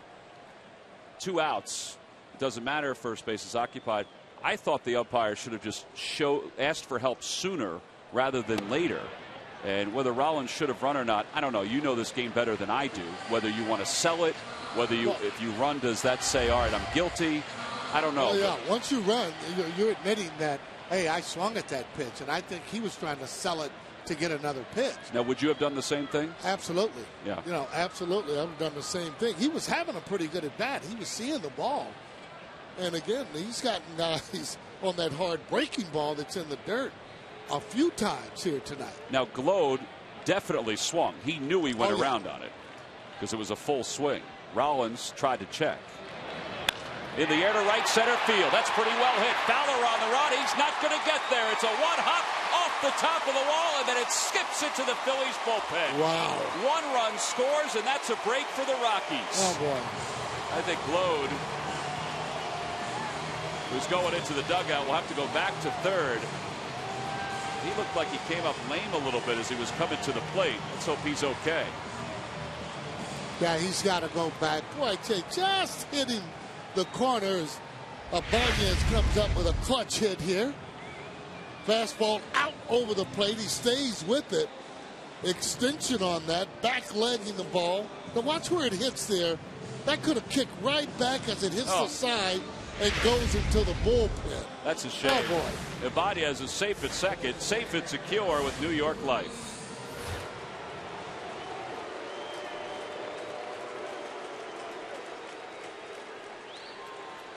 So 2 outs, runners on second and third. Here's Ruiz, a base hit, and the Phillies can get right back into this game.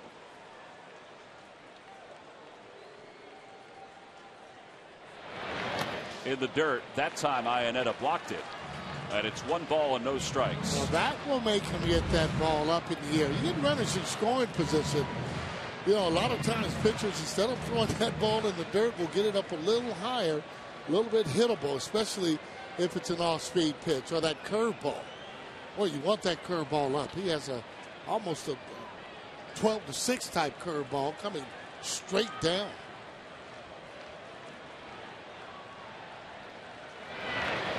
There is that 12-6 breaking ball. And it's 1 ball and 1 strike. Phillies are on the board. The Rockies, though, got a break on the ball hit by Ibanez. Raul probably would have stayed at second, but Glode easily would have scored. Off the end of the bat, a flare to straightaway center. On the run, Herrera, he's there, and he makes the catch, and the side is retired. So the Phillies settle for a run on the RBI double by Ibanez. We've played 4. We go to the 5th. It's 5-1 Rockies.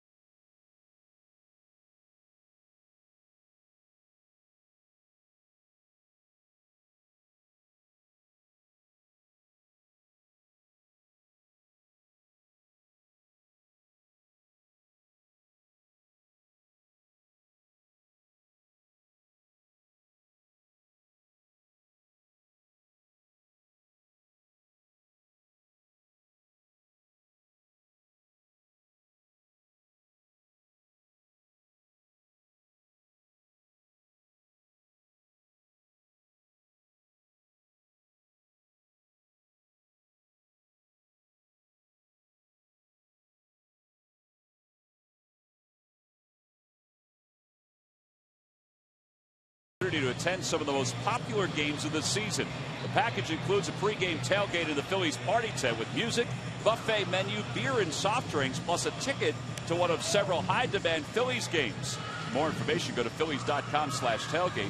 And as Sarge mentioned before, he'll probably go out and visit you also during that tailgate, because you've been out there before at the parties at the tent. Yeah, I have been, but it was last year. Oh, okay. It's a different year. You haven't made any appearances this year? I mean, if I have to go, I'll go out there. I don't mind being with the people, Tom. You know that. I'm with you on that. Ryan Spilborghs leads it off for the Rockies. Grounded to short. Rollins plays it on a short hop. 1 away. Well, Danny Baez retired the Rockies in order in the 4th, and every time the Phillies retire, the opposing team 1, 2, 3. Comcast will make a contribution to Phillies charities. Phillies baseball is brought to you by the Xfinity HD Triple Play, your complete lineup for digital TV, lightning fast internet, and home phone. 1 away. Troy Tulowitzki, who's 1 for 2, is the hitter.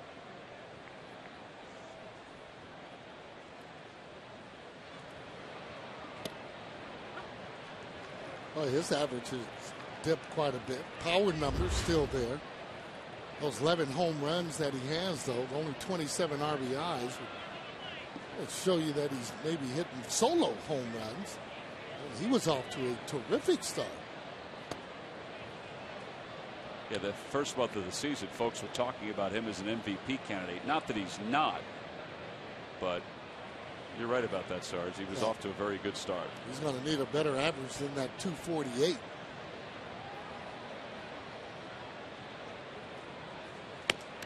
Late on that pitch, and it's 1-2.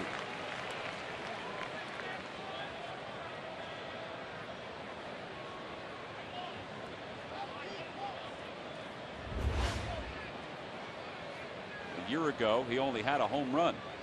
Now he has 11.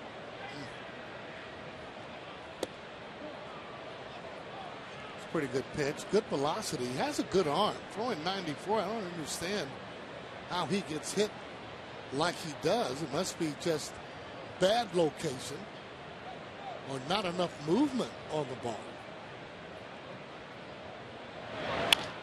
Grounder over to third.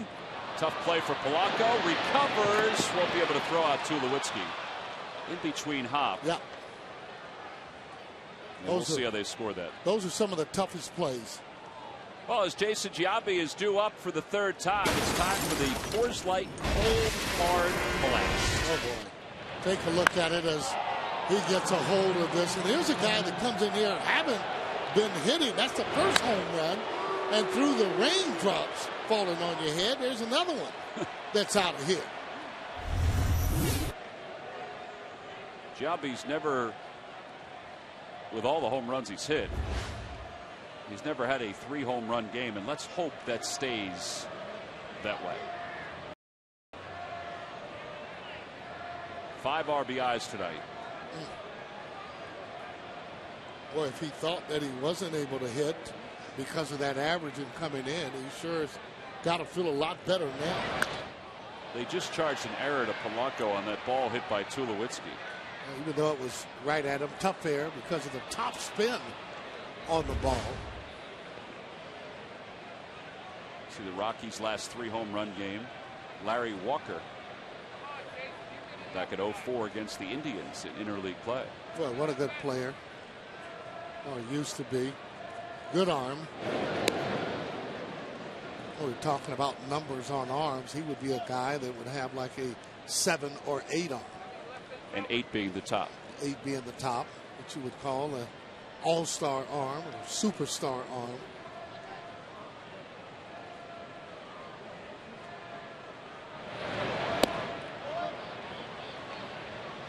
Same grades are put on the players in the field from being a 5 player. And it's easy to be able to judge those because you'll start right at the top and go down. I mean, you're looking at an 8 player would be somebody like an Alex Rodriguez, Barry Bonds, or Cal Ripken, those kind of players. Load is back to the track, and Giambi has a 3 home run game. 7 RBIs. The Rockies lead the Phillies 7-1. Too late to wish for rain. That was a towering shot. All 3 have been different in distance. And his 7 RBIs match his career high. Well, I'm sure Tracy's thinking, good night to have Helton out of here. And here goes another ball. Confident swing as he's hitting on his back leg. Look at this. Everybody there here in the stadium rising up for you. Giambi, one of the better guys in the league. They pull for him, not playing every day, but what a great game he's had here so far. Seth Smith is now the hitter, and he takes a strike on the inside corner.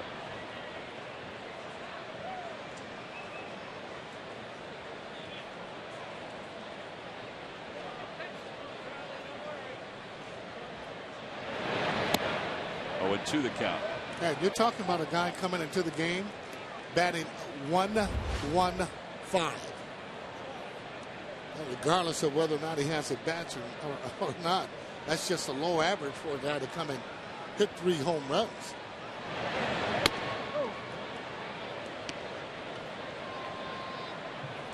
Started tonight with 4 RBIs as well. Now he has 11. All fastballs. So I would think, you're going to have to try and maybe mix him up, get him out on something else. Other than that, maybe keep it up near the belt area or a little bit higher.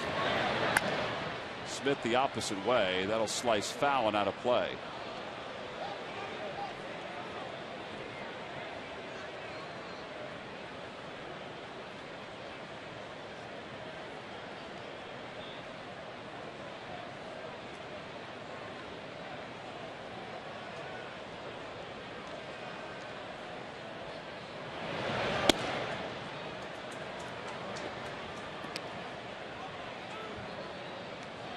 Giambi now with 419 career home runs. You know, he's had a lot of baggage during his career. Oh, yeah. That's been unpacked over the last few years. Playing tonight for Todd Helton, who had some back soreness. Liner to center. Here comes Martinez. He'll play that on one hop. When the ball goes over your head, you get a little gun shy.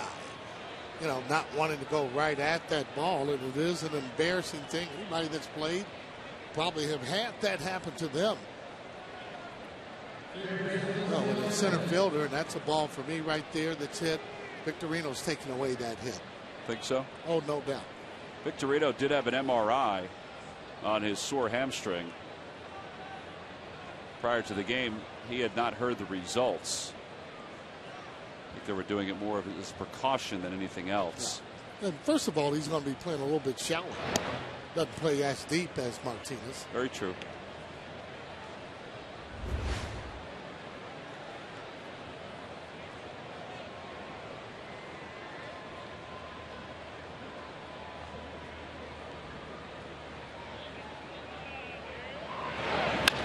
Hit hard toward third, a fair ball down the left field line. Smith is on his way to third.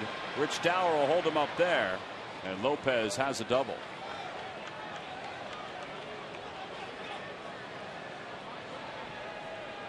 So far, it's been all Jason Giambi as far as the runs batted in go. But now the Rockies are threatening with one out. Last time the Phillies allowed a 3-home run game, Carlos Lee here at the ballpark. Yeah.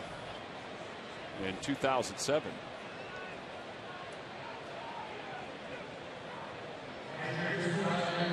Well, nobody warming up in the Phillies bullpen, so that tells you that still is going to have to eat up maybe another inning or so.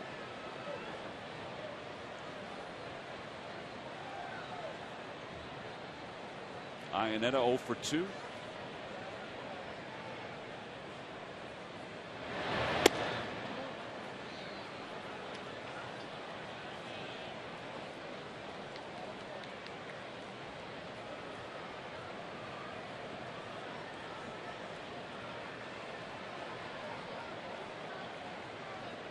Want to know the count to Iannetta.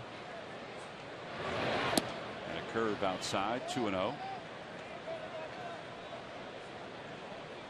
You're not able to get your off-speed pitches over the plate. You become predictable in this league, meaning that players start to feast and look for the fastball. If you're going to pitch up here, you got to be able to have your off-speed pitches. You got to be able to get them over the plate when it's 2 balls and no strikes, or 3 and 1, especially to dangerous hitters. That's a pretty good breaking ball there. May have been up a little bit, but it still seemed like it fooled Iannetta. He was in the fastball mode, but you're right. The reason he swung at it, you know, it was high. It was up in the zone. That's where he was trying to get after it if he could on that fastball.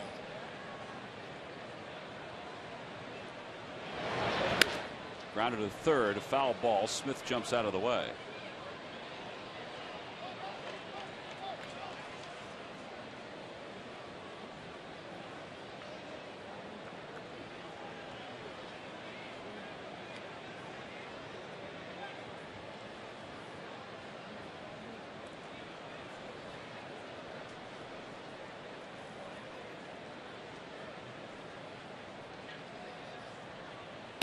And a strikeout. Iannetta's down on strikes for the 3rd time. So while Giambi has 3 home runs tonight, Iannetta's on the opposite end of that. He has 3 strikeouts. 2 different feelings in the minds and guts of those 2 players. Well, it's a good pitch. See that ball as it cuts just away from Iannetta. Jacine is 0 for 2. Nice play by Ruiz to take that on a hop.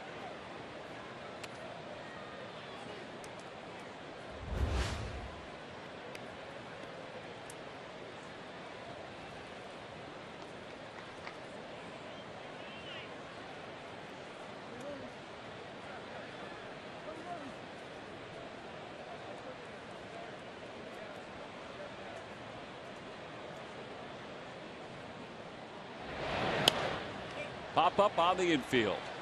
Howard in foul territory, and the side is retired. So it's Jason Giambi 7, the Phillies 1. The Rockies lead 2 here in the 5th. We go to the bottom of the 5th.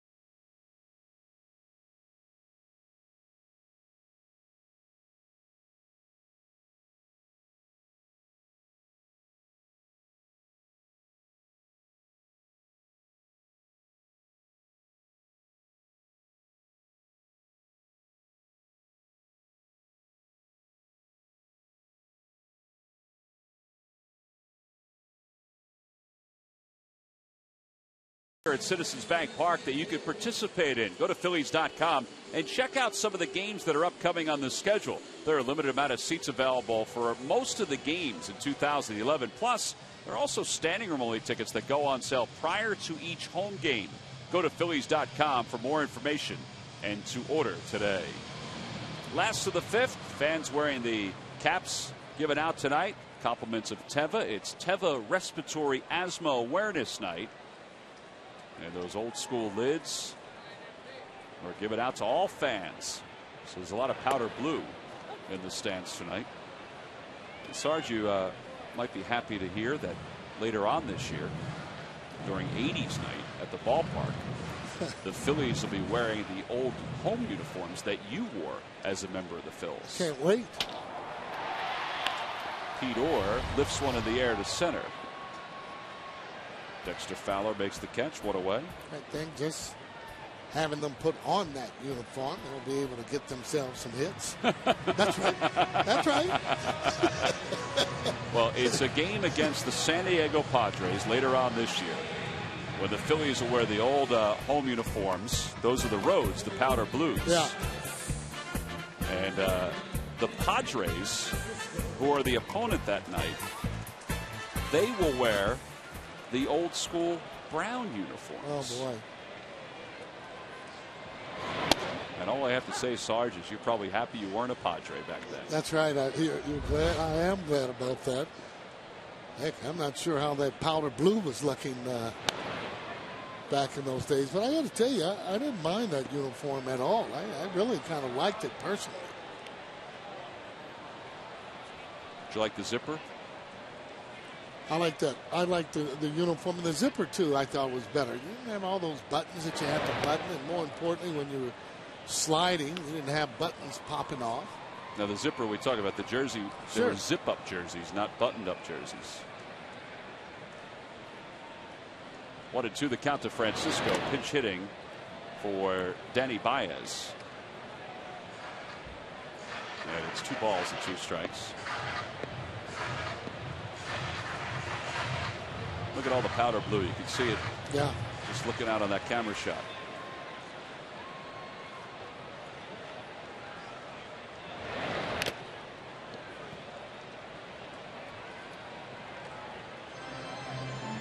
Iannetta, that ball's got a piece of him. Yeah, he's taking a beating tonight. In the warm-ups, when he threw the second, he threw the ball out to center field. He's shaking his head, saying, "Just not my day." right side, and Giambi, speaking of guys whose day it is, takes it to the bag himself. 2 outs. Giambi looks at the glove, but it didn't look like he really needed the glove on that one. Okay, it's amazing that the hitters that we've seen just over the years that have not been hitting, and all of a sudden when we see them for whatever reason, they're getting hits. I mean, Giambi's a perfect example of that. I mean, they had to be thinking about releasing him with that average the way that it's been. Don't think they could have gone on much longer. But now when you see a guy put out this kind of production, it goes right out of your head, not even thinking about it. Rollins grounds it foul, and it's 1 ball and 1 strike. Scott Matheson up and loosening in the pen. And you can bet his next at bat, everybody on the team will be in that dugout looking.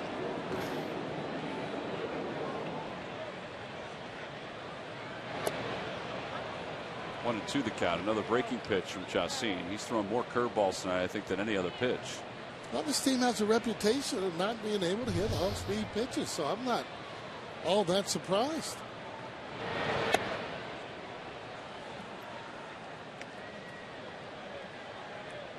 His fastball, he's done a pretty good job in keeping it out of the middle of the plate. I thought Ibanez, the ball he hit, I thought that was still a pretty good pitch.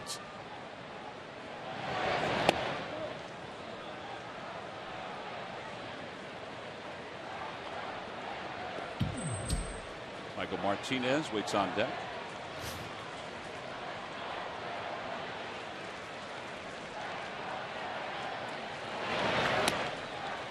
There's ball 4, and Rollins is aboard.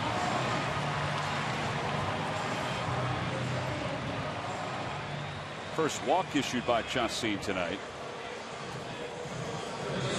Gentleman sporting the Iron Pigs cap. Iron Pigs are rained out tonight up at Scranton.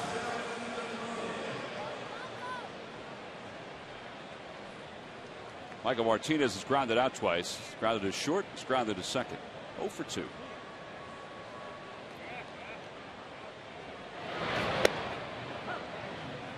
There's Joe Blanton in the dugout. He was scratched prior to this ball game with right elbow soreness, and I'll tell you, it's got to be frustrating for him. Sure it is.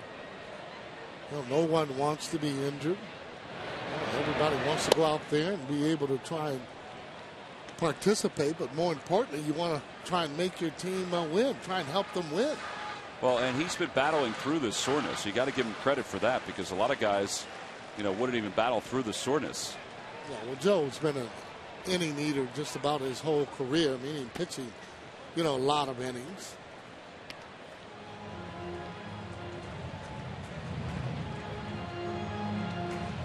Rollins on first, 2 outs, bottom of the 5th.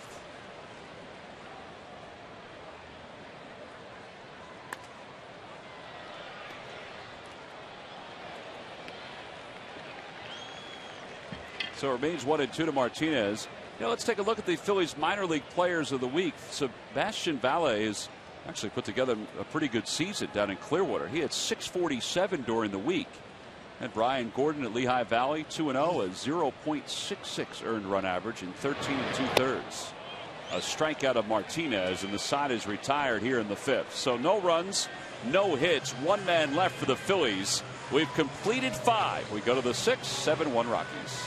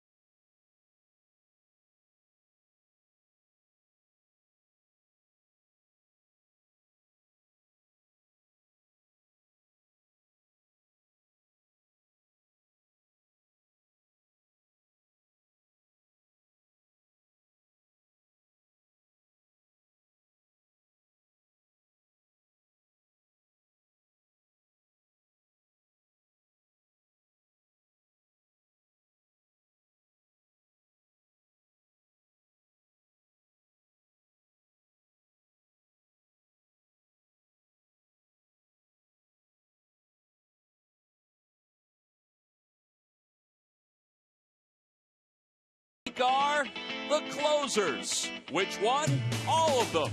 With Brad Lidge out in March, Jose Contreras took the reins and took over the role. After his trip to the DL, Ryan Matson went from setting up Contreras to setting down opponents in the ninth inning. Even 25-year-old Antonio Bastardo flipped the switch and turned out the lights for his first career save. Success at the back end of the bullpen is brought to you by Independence Blue Cross. Now more than ever, we're here for you every step of the way. Oh, the Phillies are going to get to the back end of the bullpen. They'll have to have a monumental offensive comeback. They trail it by 6 as we go to the top of the 6th. Ryan Matson, who saved last night's ball game, 11 straight scoreless appearances, 7 for 7. I thought his comments afterward were outstanding, where he said that he remembered getting Jason Giambi out on a cutter a couple of years ago. So that's why he decided to go to that cutter again. Oh, boy, I tell you, that's success. When you're starting to have that success, you just feel so much better. But not only that, your confidence rises where you think you can get anyone out.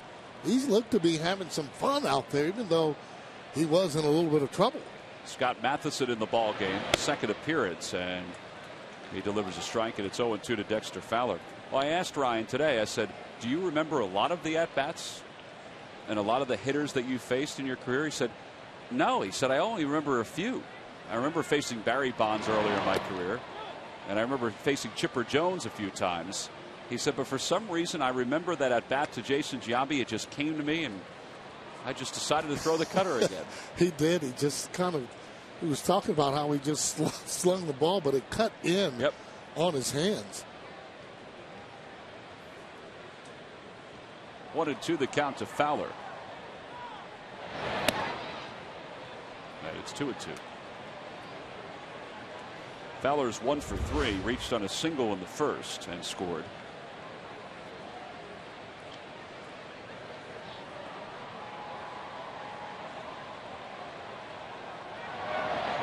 And a called strike 3. I think he just surprised him with a 94-mile-an-hour fastball at the knees. One away. Good pitch.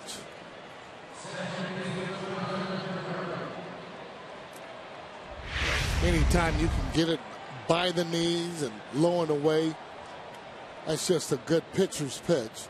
Very difficult for a hitter to put wood on the ball. Here's Herrera. And it's outside. Herrera tonight is 0 for 3. Now the key for Matheson, though, is to be able to repeat his delivery. And again, he's another one of the guys that needs to have and get some confidence.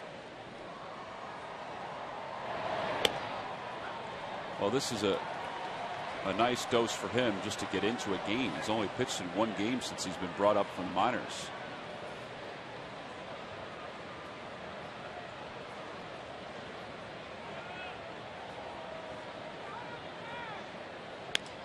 Flare over the head of Polanco into left field. Herrera around first, takes a wide turn, and he'll hold up.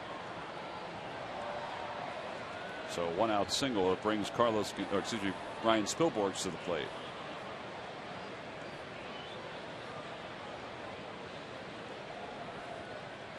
Spilborghs grounded to short his only time up. He came on for an injured Carlos Gonzalez earlier in the game.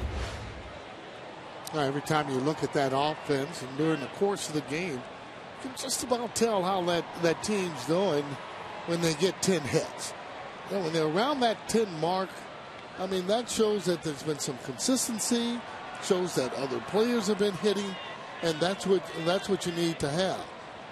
Giambi, however, just showing off with the 3 home runs that he has. Well, the Phillies have not had 10 hits in a game in a week. It was last Friday against the Braves the last time they reached that number. And very difficult to win ball games unless that other team is getting the same amount of hits that you're getting. It just hasn't been that way so far this year.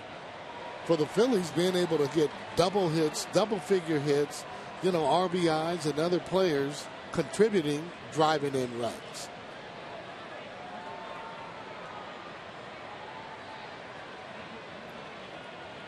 1-1 the count to Spilborghs.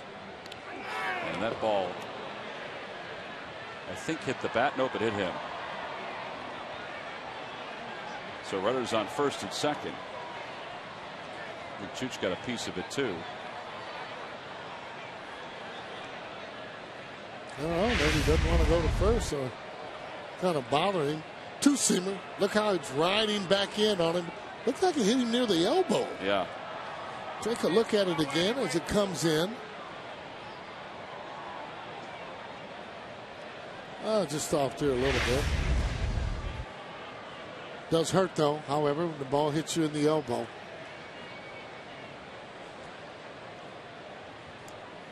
Online voting is now open for the 2011 All-Star Game in Phoenix. Help send your favorite Phillies to this year's All-Star Game by voting up to 25 times at Phillies.com. And cast your ballot now for your 2011 All-Stars. Vote early and often. Vote today at Phillies.com.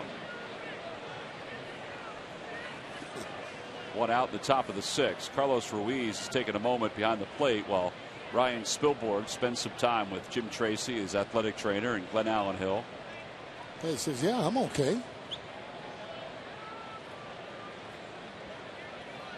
He was steamed as he was going out to the mound, though. Well, I mean, it didn't really hit him flush. I mean, you had two people coming out and seeing whether or not that he's, okay. If he wasn't okay, trust me, he'd be right in that batting circle and down on his knees. Oh, I was talking about Ruiz was out on the mound a little angry. Oh, him too. Well, he didn't get hit. Just not getting hits, although he does have one. 0-1 the count to Tulowitzki. 0-2. And you feel that the hitting has to come around. And they're just too good of athletes not to be able to get hits. Just need to have better at bats, and yeah, the hits are going to come.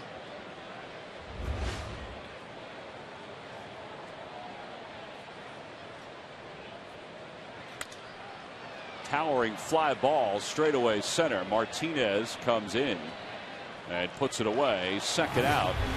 Oh, we take you back to Mike Schmidt's 4-home run game against the Chicago Cubs. That was April 17th, 1976.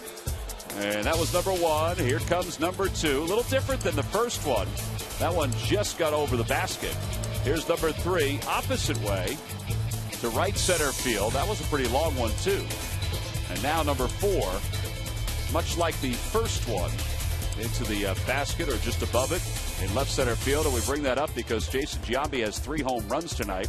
The last time the Phillies saw a 4-home run game, it was by Mike Schmidt. Well, it looks like if he's going to hit it out again, it's going to have to be on his knuckles, because that first fastball was inside. Look how far he's brought that average up to 207 from 115. Oh, and he's going for it. Yeah, a slider by Matheson, and it's fouled away. 1-1. Giambi 3 for 3 with 3 homers, 7 RBIs.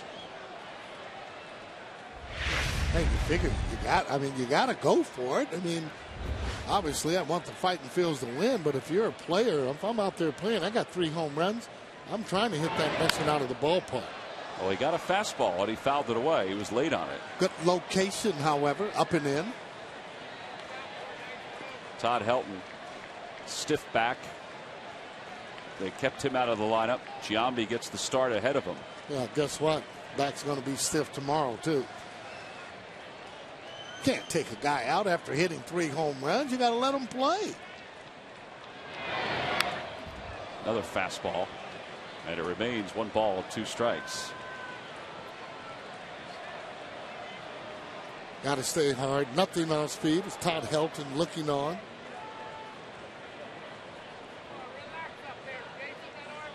Yeah, while the rest of baseball starts interleague play, the Rockies will go to Milwaukee, so there's no DH tomorrow. And a called strike 3. He got him. 4th at bat, no home run. A strikeout for Matheson, and the side is retired. No runs, a hit. 2 men left. We go to the bottom of the 6th. The Phillies down 6.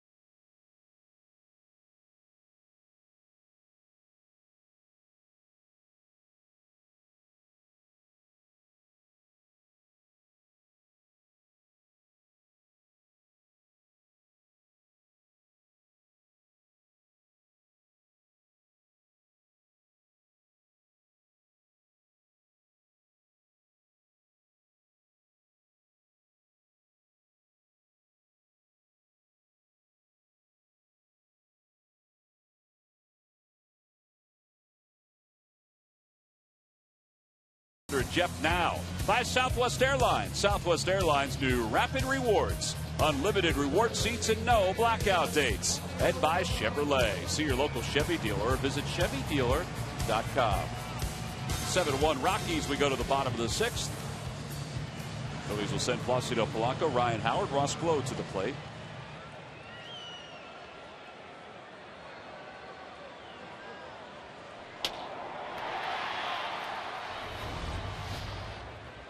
Polanco's 1 for 2. He has scored the only run for the Phils tonight.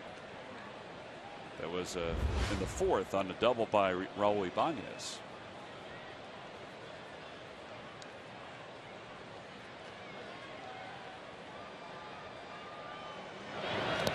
In the dirt, 1-1. Sarge, after the series, it's time for interleague play. The Texas Rangers are coming to town beginning tomorrow. Rangers lead the West, a game over the A's. How about the year Adrian Beltre's putting together? Oh, he's a good player. You know, when he's healthy, I thought he put together a good year in Boston. Well, one of the reasons I think Texas was able to let Guerrero go was just because of that.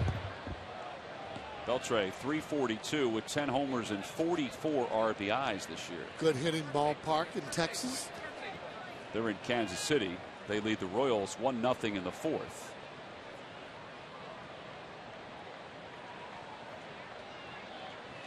Thought maybe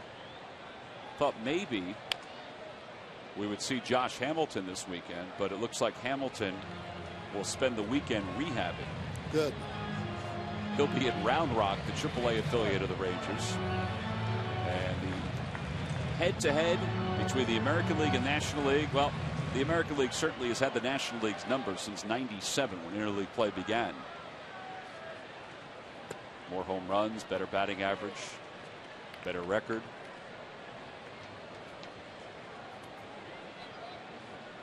Cliff Lee will face his old team on Saturday. It'll be Halladay and then Lee. Friday and Saturday for the Phillies. And then Roy Oswalt on Sunday.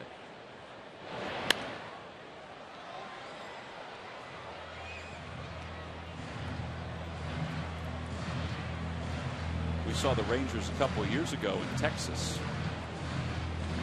They are the defending American League champions. Yeah. Had an extremely good year.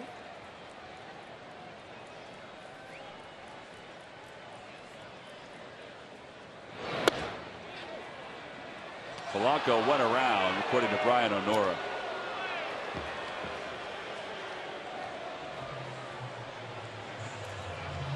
Thought he was more trying to get out of the way of this pitch. Well, he was after he saw it. I don't know if that's a swing. It's not a swing. I cannot say that is a swing. It's not even any intent there. No, it's not even raining or sprinkling right now. He's got nowhere to go. 1 out. Ryan Howard, the batter. 7 strikeouts now for Chacin. Howard struck out twice tonight.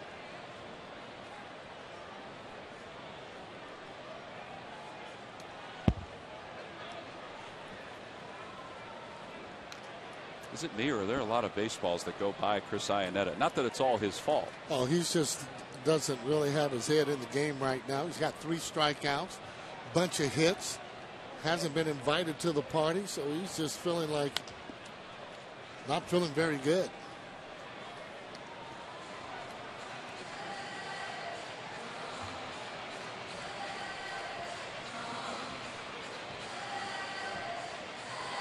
On the other hand, if he had the 3 home runs, he'd be blocking and catching everything. Howard grounds it to second. Herrera playing in on the shift. Lobs it to first, and there are 2 outs. So 2-away here in the 6th. And Ross Glow will bat for the 3rd time. See Charlie kind of demonstrating on exactly the way that he should swing. He's swinging up, he demonstrated before, and then the other way is down the way that he should. But that was a high pitch, high fastball. Glow to left field. Spilborghs makes the catch, and an easy inning for Chacin. 1, 2, 3 go the Phils here in the 6th. Ryan Howard and the Phils offense a little frustrated tonight as we go to the 7th.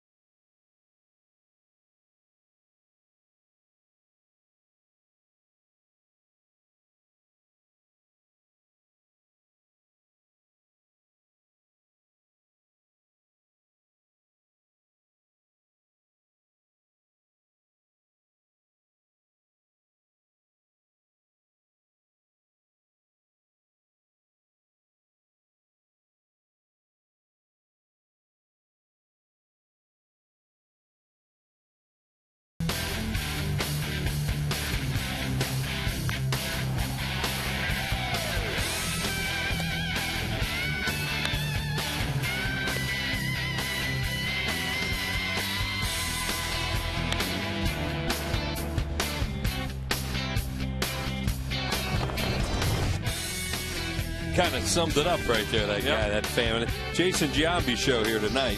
6 players since this ballpark opened in a visiting uniform to hit 3 home runs in the game. And Chacin has been really good. Joe Blanton was scratched with elbow soreness. And, you know, the whole show tonight has been Jason Giambi. I saw you guys ran those the Mike Schmitz 4 in a row. Huh? That's a pretty cool day. That was amazing to watch. So that was the last time the Phillies saw somebody hit 4 home runs in a game. Right. The Phillies have had 2 guys hit 3 home runs in a game in this park, but the opposition's had 6.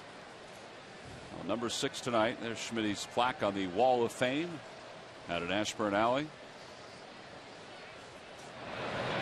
Seth Smith rips one to right center, a base hit. He's thinking 2 right out of the box. He's heading for 2. The throw by Glode is in time.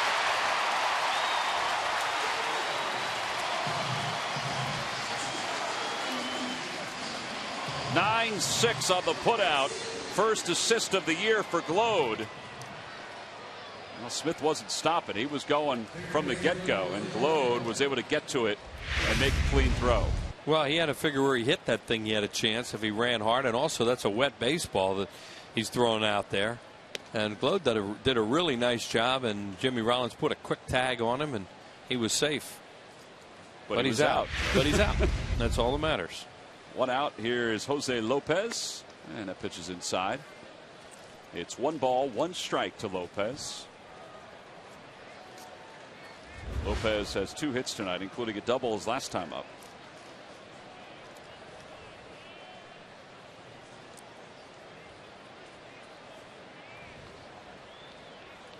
Talked to Matheson about his visit last year with Bruce Sutter. Phillies hired Bruce Sutter as a special instructor as the season went on last year to work with some of the guys in AAA to teach them the split, which was so good for Bruce Sutter during his Hall of Fame career. Matheson said he was outstanding to work with. And I said with the 2 Tommy John surgeries, folks always say that the split is not a good pitch for guys with that kind of an arm problem. And he said that he called Dr. Andrews, Dr. James Andrews, who did the surgery on him, and he said that is a myth. He said if your mechanics are good and if you're coming over the top the right way, you can throw the split. And Matheson said that he still talks to Bruce Sutter through text messaging. And he's really the only guy that throws the split that Sutter worked with last year. Andrew Carpenter threw it beforehand and still, you know, throws it down in AAA. And the only other guy that throws it on the Phillies staff is Contreras. But I said to Matheson, I said, that must have been pretty neat to have somebody like Bruce Sutter, with all of his credentials and with all of his ability around to teach you how to throw that pitch. And he said it was great. He said it was a great experience. Well, anytime you get to work with a Hall of Famer. And Bruce Sutter's a good guy anyway. So and he wanted to do that. That was the whole thing about it. He really did.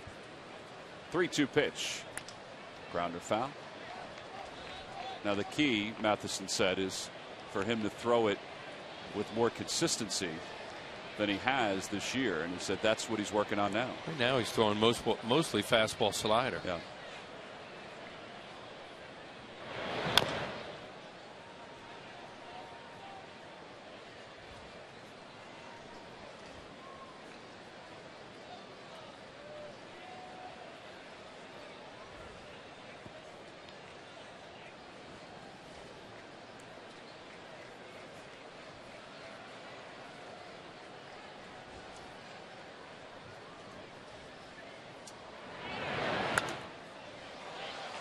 Whoa, that's as high as we ever see him up here. One almost reached the upper deck. No, these lucky fans are tonight's Citizen 7. They will each receive a prize pack courtesy of Citizens Bank. Citizens Bank with the most 7-day branches in the Philadelphia area. To find a branch near you, visit citizensbank.com. Grounder left side. Rollins backhands, off balance throw. And he wouldn't have gotten him anyway. He felt Polanco was going to catch that ball, and he stopped. And they kind of looked at each other. Then they'll score a base hit, but Rollins, as he sees Polanco going to his left, he thinks he has that thing. Watch what happens here. See, Polanco's over a little bit. Now watch Rollins coming here right now. See, he just stopped because he thought Polanco was going to get to it, and Polanco couldn't get to it. And by the time Rollins there. Too late.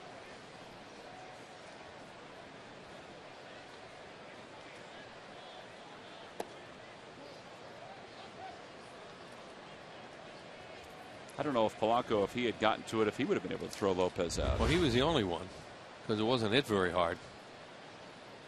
Iannetta has struck out 3 times. And it's 1 ball and 1 strike to him. Chacin is in the on deck circle, so he's going to stay out there. The only reason to take him out of the game is if they wanted to work some innings out of the bullpen guys, or they thought he had thrown too many pitches, because he certainly hasn't shown that that his stuff is waning. On the Toyota Major League scoreboard, Texas leads the Royals 1-0. That game's at the top of the 5th. Chris Davis a home run. Rangers will be flying in here tonight. They will get in quite late. Kind of like what the Phillies did coming out of Missouri the other night. Really neat pitching matchup tomorrow. C.J. Wilson for the Rangers, who was the closer the last time the Phillies faced the Rangers, against Roy Halladay. There's Roy. As bad as this game is tonight, he's waiting for the next team tomorrow night, and that's one of the great Saturday. Right, and then Oswald on Sunday, and that's one of the good things about this Phillies team is they don't play many clunkers anyway. Really been fortunate over the years. You don't have many of these kind of games, and you turn the page if you don't win this one tonight, and you go get them tomorrow night with a guy like Halladay.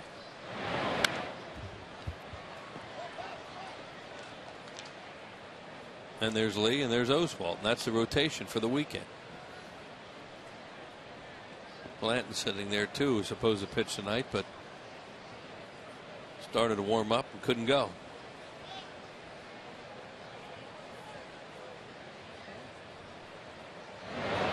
Swing and a miss, and Iannetta's down for the 4th time tonight. That's a bad night.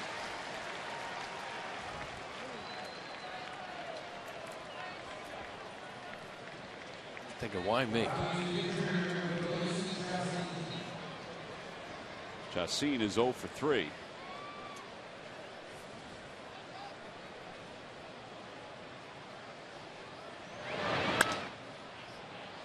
Little pop up over toward Pete Orr. And the side is retired. So 2 scoreless innings for Scott Matheson. No runs, a couple hits, 1 left. We played 6.5. It's time to stretch here at Citizens Bank Park.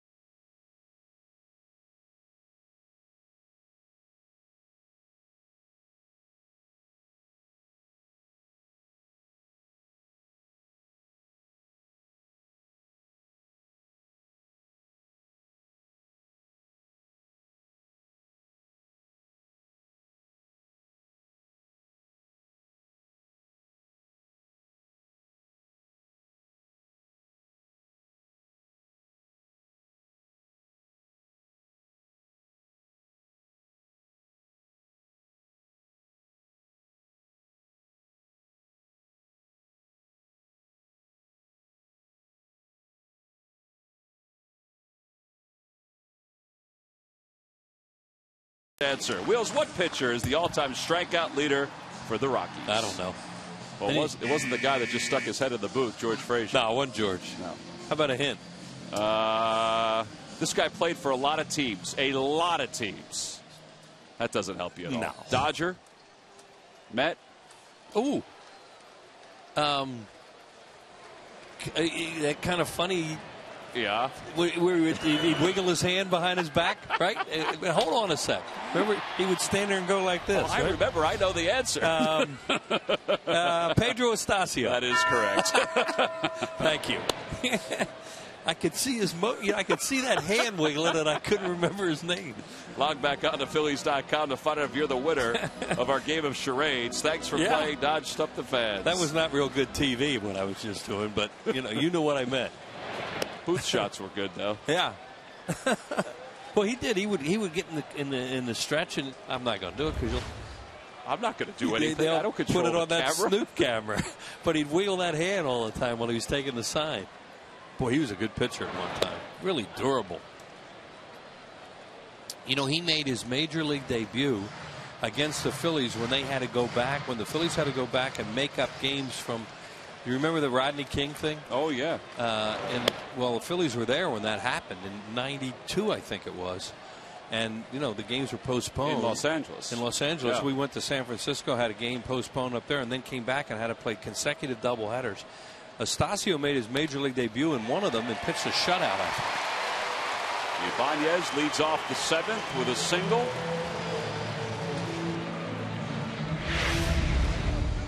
Here we go, Wheels. A little game of charades. This is Wheels trying to describe Pedro Estacio. I should have known.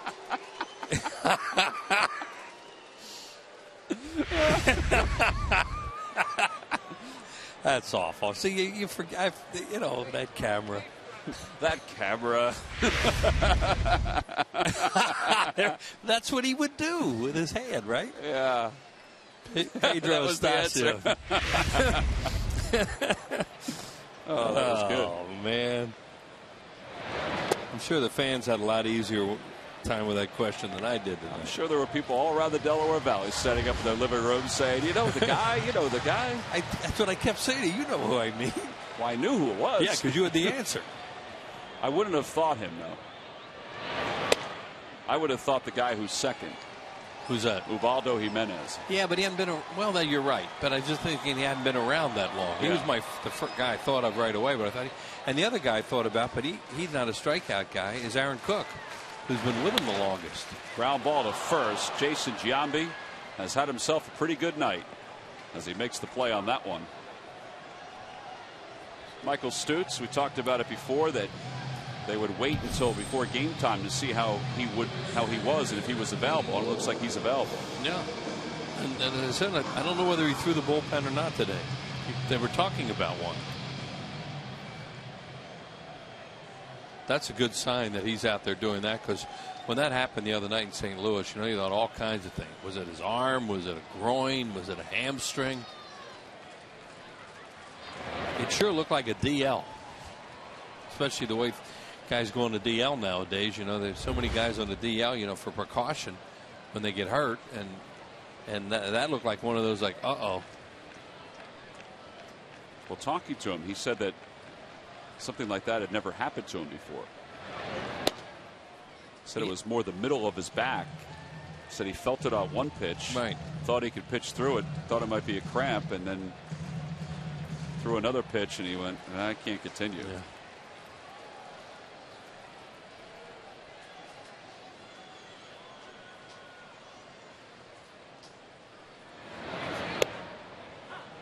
One and two the count. John Mayberry's on deck as a pinch hitter.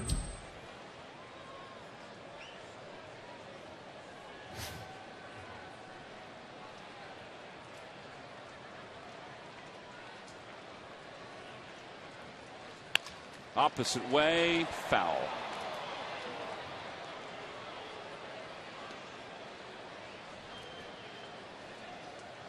Bullpen action. Matt Lindstrom's firing away for the Rockies. He was up in last night's game. He never came in. Firing away is a good way to put it. He's one of those guys, I don't know if he can do it anymore, but he legitimately could hit 100.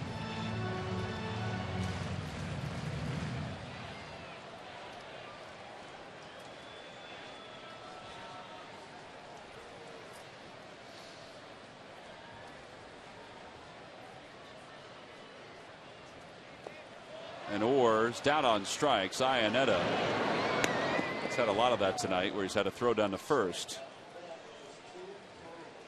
And that's the 8th strikeout for Chacin. And, well, with all the offense, you kind of forget about the other team's starter, and he's had himself a heck of a night. We talked about his breaking ball, how good it is, and also his changeup. And see, those are all breaking balls. Every one of those replays so far. Now, that was a fastball, it looked like. But all the other pitches were breaking balls, and using it very effectively here tonight. And he's been able to ride the offense of Jason Giambi, who became the second oldest player in MLB history to have 3 home runs in a game. Stan Musial is the oldest.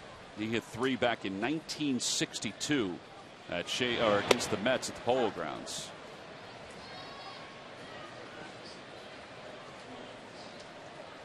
John Mayberry pinch hitting for Matheson.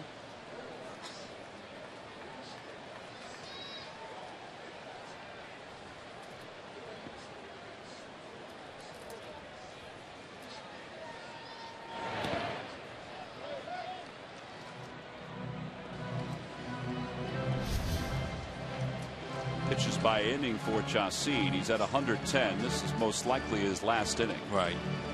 Could even be his last batter. Although I doubt it. 6-run lead. Yeah, the only reason they take him out is, what you're just talking about, Tom, is a pitch count. And with a big lead that he has.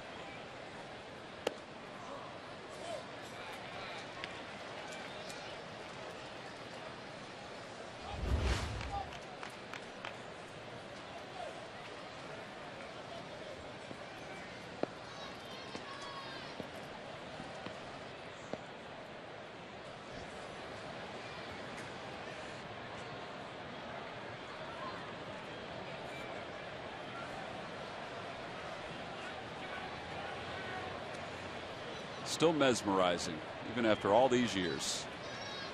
He's fun to watch. Look at that little kid's face. Look at him. Yeah, I'm going to do just like he does.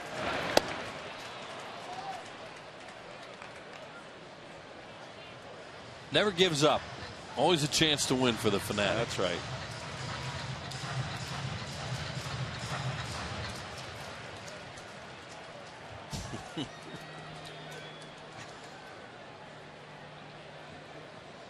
Oh, he's got a broken arm. That's why.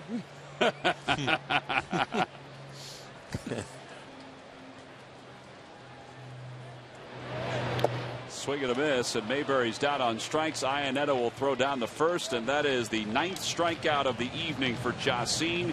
He's through 7, no runs, a hit, 1 man left. The Fanatic is not through trying as we go to the 8th.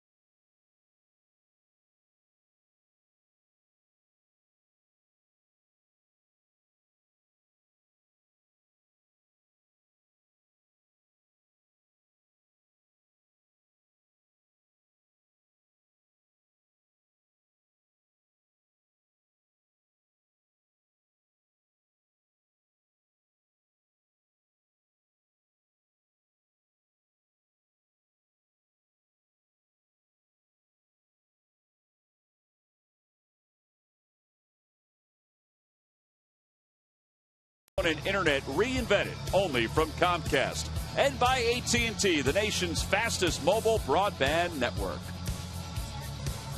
Go to the top of the 8th here at Citizens Bank Park. The Fanatic is doing a little guitar playing over on the dugout. Deliverance. Yeah. Up on the big HD board, Michael Stutz, seemingly healthy, will start the top of the 8th for the Phillies. It's 7-1 Rockies. Stutz, 3.18 ERA, 5 walks in 5 2/3.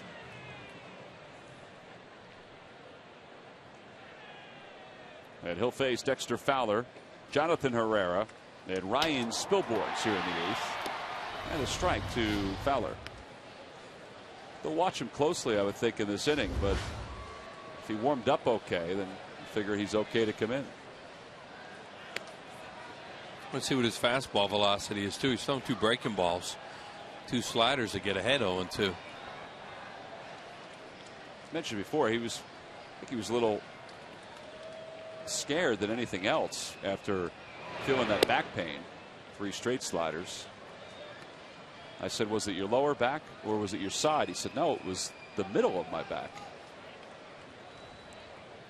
Said the plane ride home was kind of bothersome.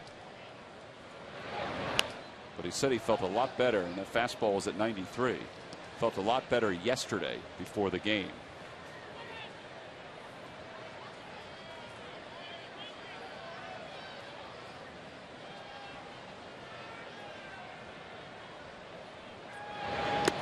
And he gets Fowler on strikes.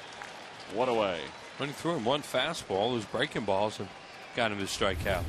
It's time now for the Home Depot defensive play of the game, and early on this was pretty big play. It's a real good play by Jimmy Rollins on that ball, hit down the third baseline. Turned out it was a foul ball when he caught it, but it was really close to the line.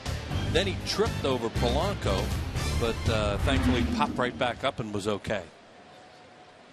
The Home Depot doing more on defense as Herrera takes a strike. It's 0-1. Herrera's 1 for 4.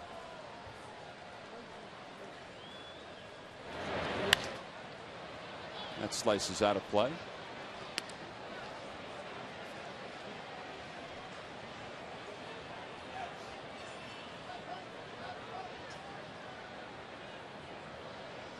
I think that lady got run over in somebody's pursuit for the foul ball. The lady with the glasses.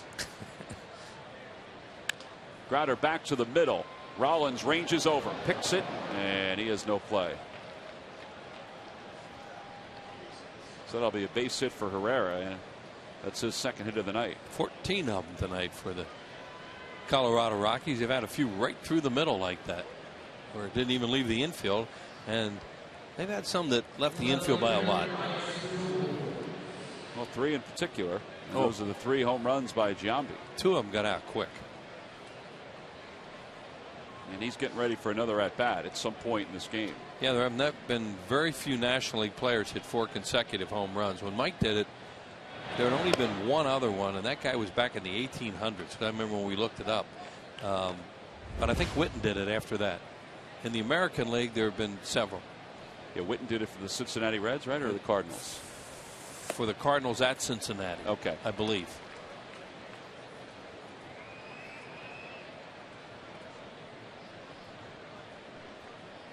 Gehrig had done it in the American League, and Rocky Colavito before that.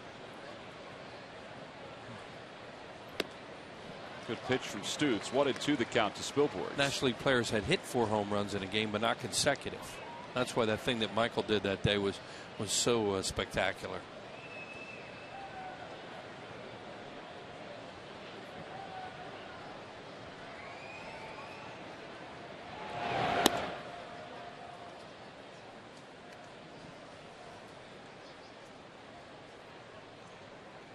Spilborghs came on for Carlos Gonzalez, who left with a groin injury. And he is 0 for 1. Was hit by a pitch his last time up.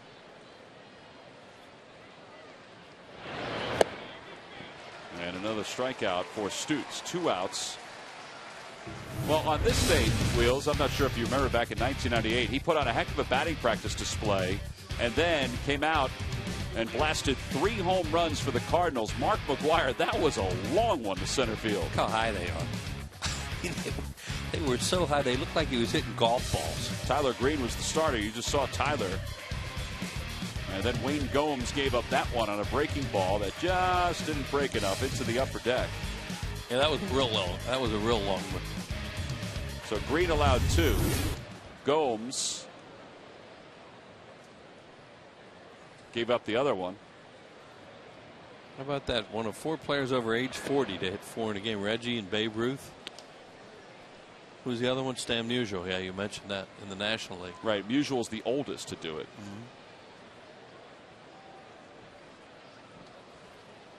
Tulowitzki with 2 outs and a runner at first.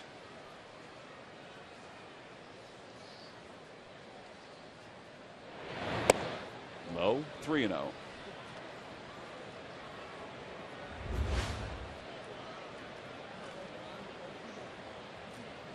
Well, Giambi goes up there and takes a lot of pitches normally. Last time up, he was trying to hit that 4th. Sure was. He may try to do the same thing this time up.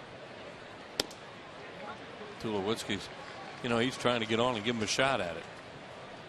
But, they have another inning, too, so he's going to get another at bat no matter what. I was thinking it was a 9th inning. It's wishful thinking in this one tonight. It's one of those nights.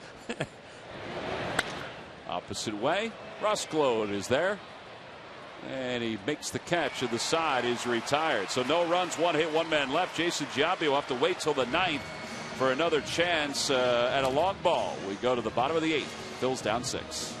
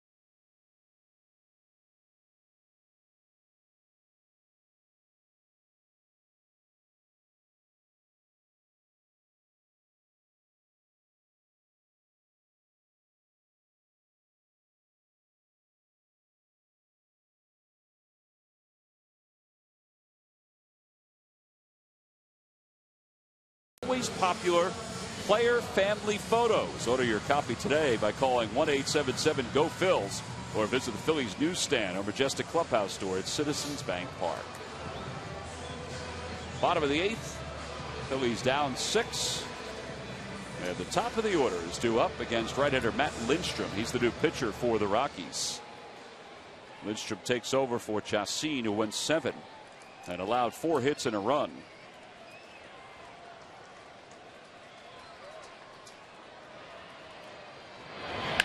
Rollins swings at the first pitch and punches it foul.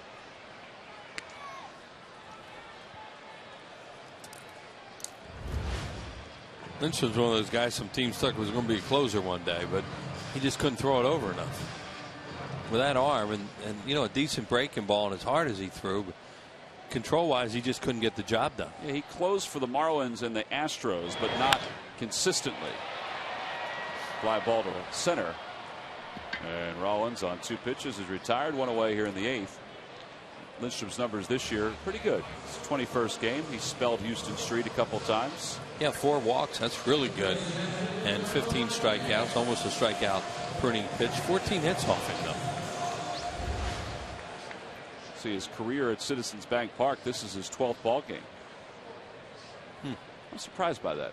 Yeah, you think he'd have given up something. Well, I guess on the road we saw him give up some stuff. Yep. Martinez takes a strike. Phillies got him one night in Florida late in the game when Victorino hit a grand slam off him.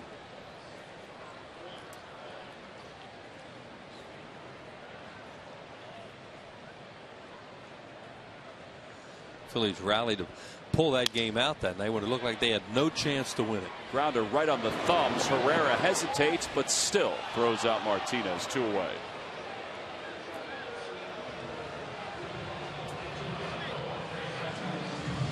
That game that night actually helped make Leo Nunez their closer because Lindstrom failed again and they started to experiment with Nunez, and the rest is history. Yeah, Nunez leads the National League in saves with 15. Houston Street is right behind him. Here's Polanco with 2 away in the bottom of the 8th. Phillies down 7-1.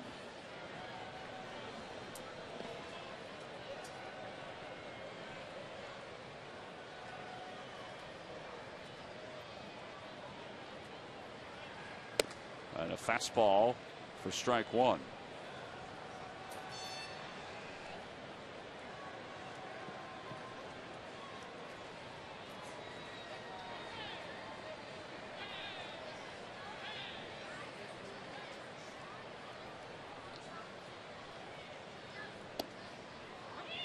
To the count. Came back with a slider.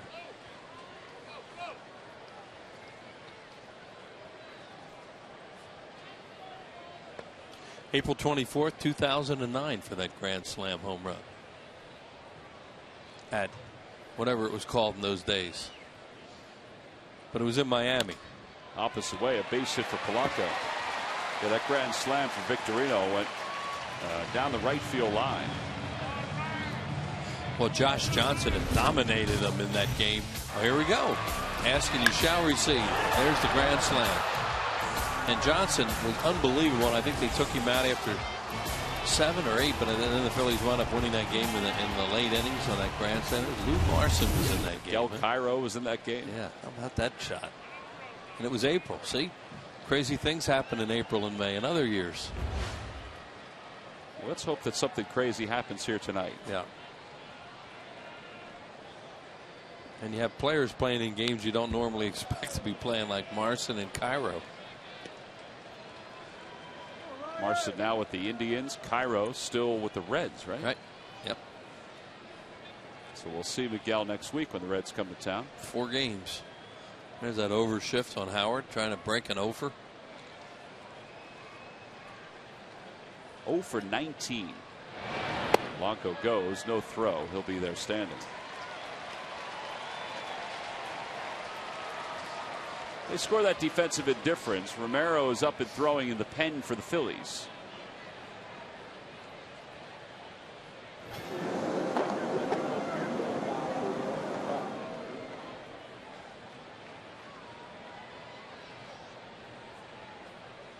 Well, they're going to use everybody out there tonight except Bastardo and Madsen at this point. Broke his bat. A grounder toward the middle. Tulowitzki had him played perfectly. And he throws a knuckleball over to first to retire Howard. And the side is retired. No runs a hit. One man left in scoring position. We go to the ninth. Jason Giambi to lead it off for the Rockies.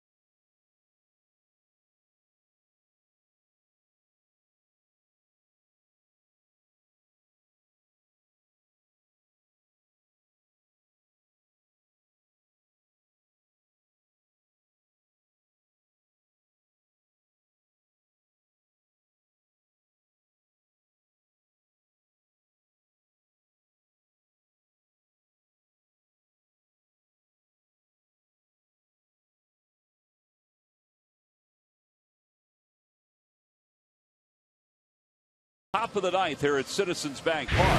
Hey, Wheels, it's time now for our Coors Light Freeze Cab. And we go back to that night Mark McGwire hit 3 home runs. Here's the third against Wayne Gomes. And we freeze it on the missed opportunity out in the upper deck by Ryan Hoover. How about that? Who is our bug operator tonight. Ryan works with us here on the Phillies telecasts. And he had it in his sights. And then, he just missed it. You know why, Wheels? I think he may have had sunglasses on his hat. He didn't have them flipped around. He couldn't see. He had a glove on. See, that's tough when you miss it with a glove, huh? Poor Ryan. He called everybody off in the upper deck. That's our Coors Light Freeze Camp, brought to you by Frost Brewed Coors Light. Oh, there'll be another day, Ryan. You can catch a Mark McGwire. Oh, no, you can't.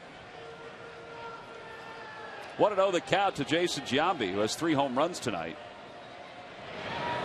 Swing and a miss, 1-1. J.C. Romero's into the ball game for the Phillies.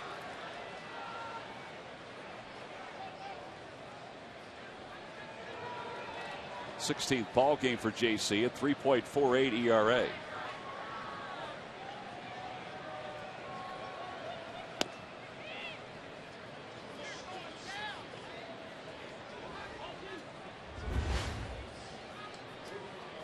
Giambi 4 for 10 against Romero.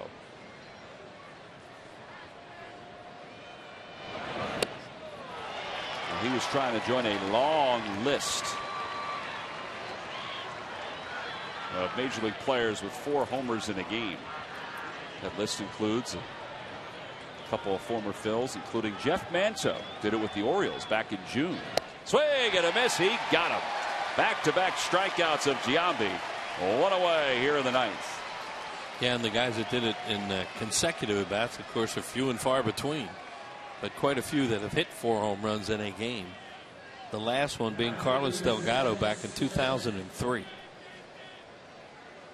Benito Santiago did it for the Phillies back in 1996. Mike Schmidt did it 2 different times, 76 and 79. Seth Smith takes a pitch low, 1 ball, no strikes. Yeah, they've been, some now that have done it in consecutive plate appearances, consecutive at bats, consecutive plate appearances. But when Mike did it, there weren't a whole lot. And the National League, I mentioned the guy we were talking about was a guy named Bobby Lowe for Boston back in May 30th of 1894.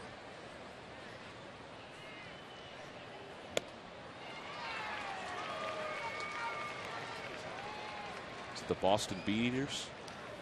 Oh, no. Yeah, it just says Boston National League. Huh? They eventually became the Braves. 1 strike the count to Seth Smith. A little low, 2 balls and 1 strike.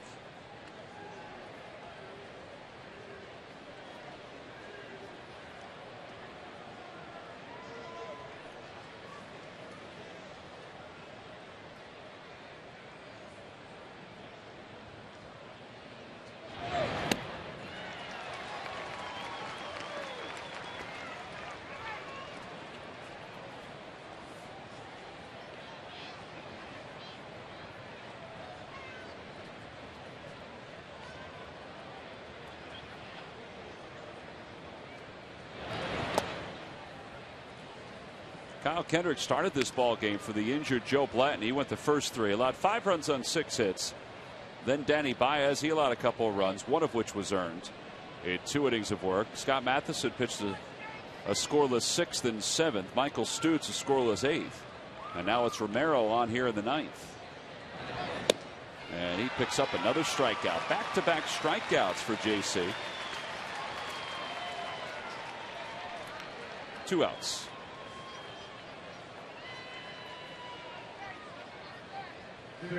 That'll bring Jose Lopez to the plate. Hey, follow the Phillies with the MLB.com @BAT11 app for your iPhone, iPad, Android, or BlackBerry. Give live audio, pitch-by-pitch tracking, video highlights, and more. Text @BAT to 31826 or visit Phillies.com for more details.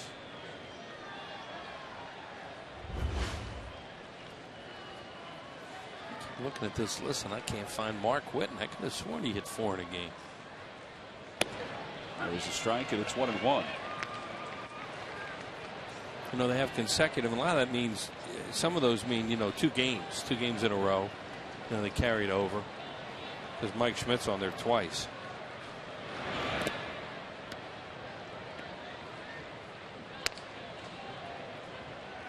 All right, Mike Schmidt's on it twice. He did it the 6th and 7th of July. Right. I get it. Okay. Right. Some of them carries over, but yeah, to do it on the same day. Yeah.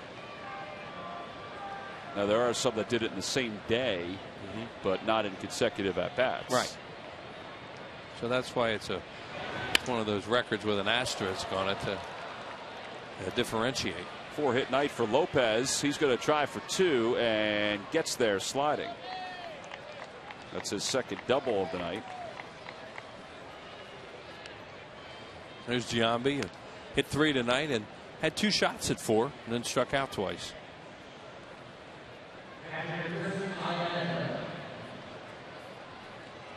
Lopez's last 4-hit game, April of 08 with the Seattle Mariners. These 4 hits tonight should get him over the 200 mark. Here's Chris Iannetta, who's 0 for 4, 4 strikeouts.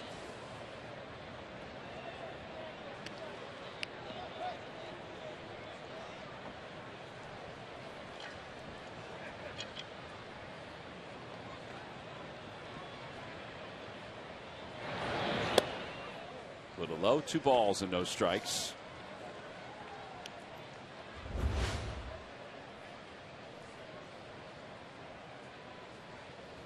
He's probably hoping everybody just brushes past those 4 strikeouts and just talks to Giambi if the Rockies wind up holding on and winning this ball game. Right now he's hoping for a pop-up if he makes another out.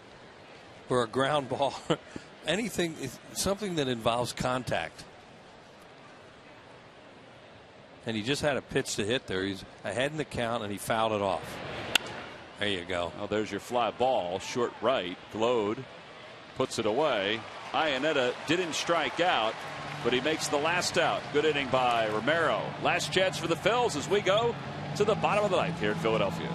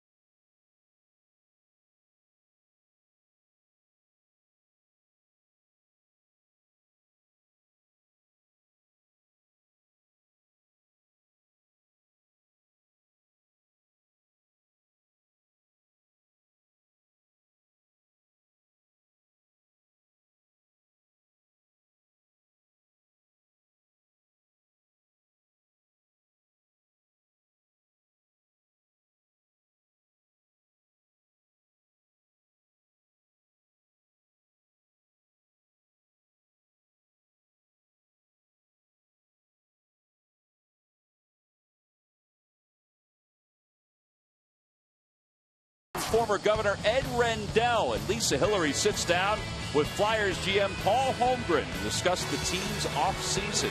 Get all the news Philly fans need to know on Sports Night, presented by Toyota.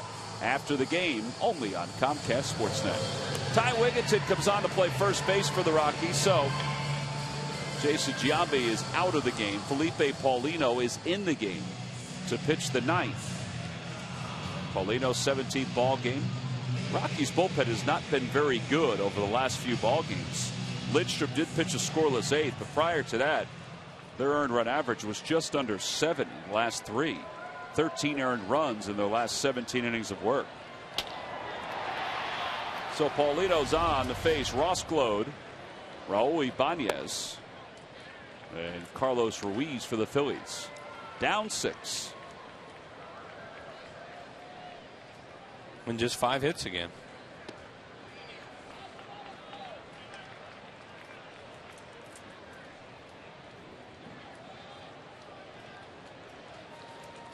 There's Shane Victorino. He's hoping to be able to play soon as Glode picks up a hit to right. Phillies had gone 5 consecutive games with only 5 hits or less. Major League record for most consecutive games with 5 hits or less.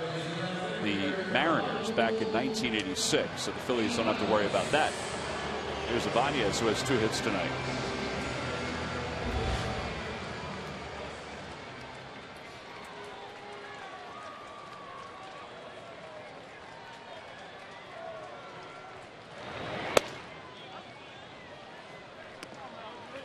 Ibanez lined to left in the second, doubled in the fourth. It was a ground rule double, and singled in the seventh.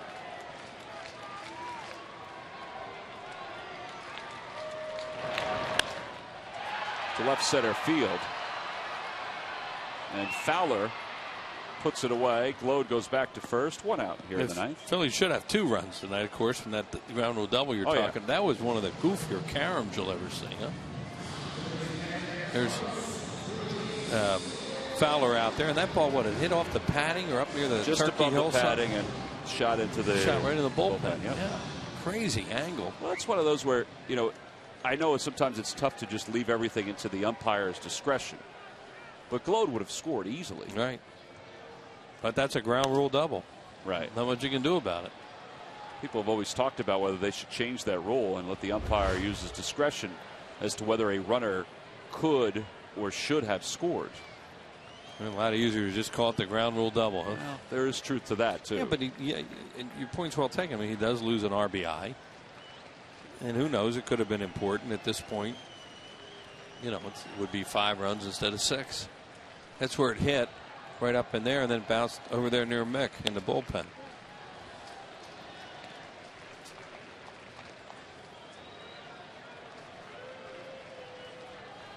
One ball, 1 strike to count to Ruiz.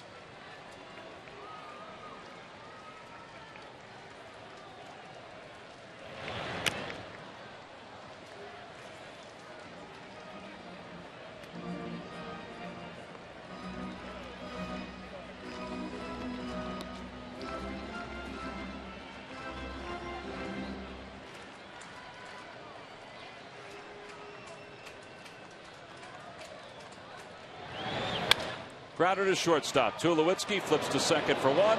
Over to first, and the ball game is over. The Rockies have come in to take the second of this 2-game series by a final score of 7-1. The story in this game, Jason Giambi, who had 3 home runs and accounted for all 7 RBIs for Colorado. So the Phillies begin this homestand by winning 1 and losing 1 against Colorado. And now they'll begin interleague play tomorrow night against the Texas Rangers. Our Chevy player of the game, no surprise, Jason Giambi, who had his first career 3 home run game. Finished with 7 RBIs. That matches his career high. And he was only in the game, Wheels, because of the injury to Todd Helton. Right, and he knocks in all 7 runs, as you said, Tom, in the first inning off Kyle Kendrick. That's a really long one. That went into the upper deck, second deck there. Then he comes back up in the 3rd inning with the rain falling. and he hits another one out in a hurry. That one a little shorter. And then in the 5th inning of Danny's Baez, he gets one down again, and the guys in the dugout know where that's headed. Gone. 3 home runs for Jason Giambi. Knocked in all 7 runs tonight for the Colorado Rockies, and those are our WB Mason deliveries of the game. Yeah, second oldest player in baseball history with 3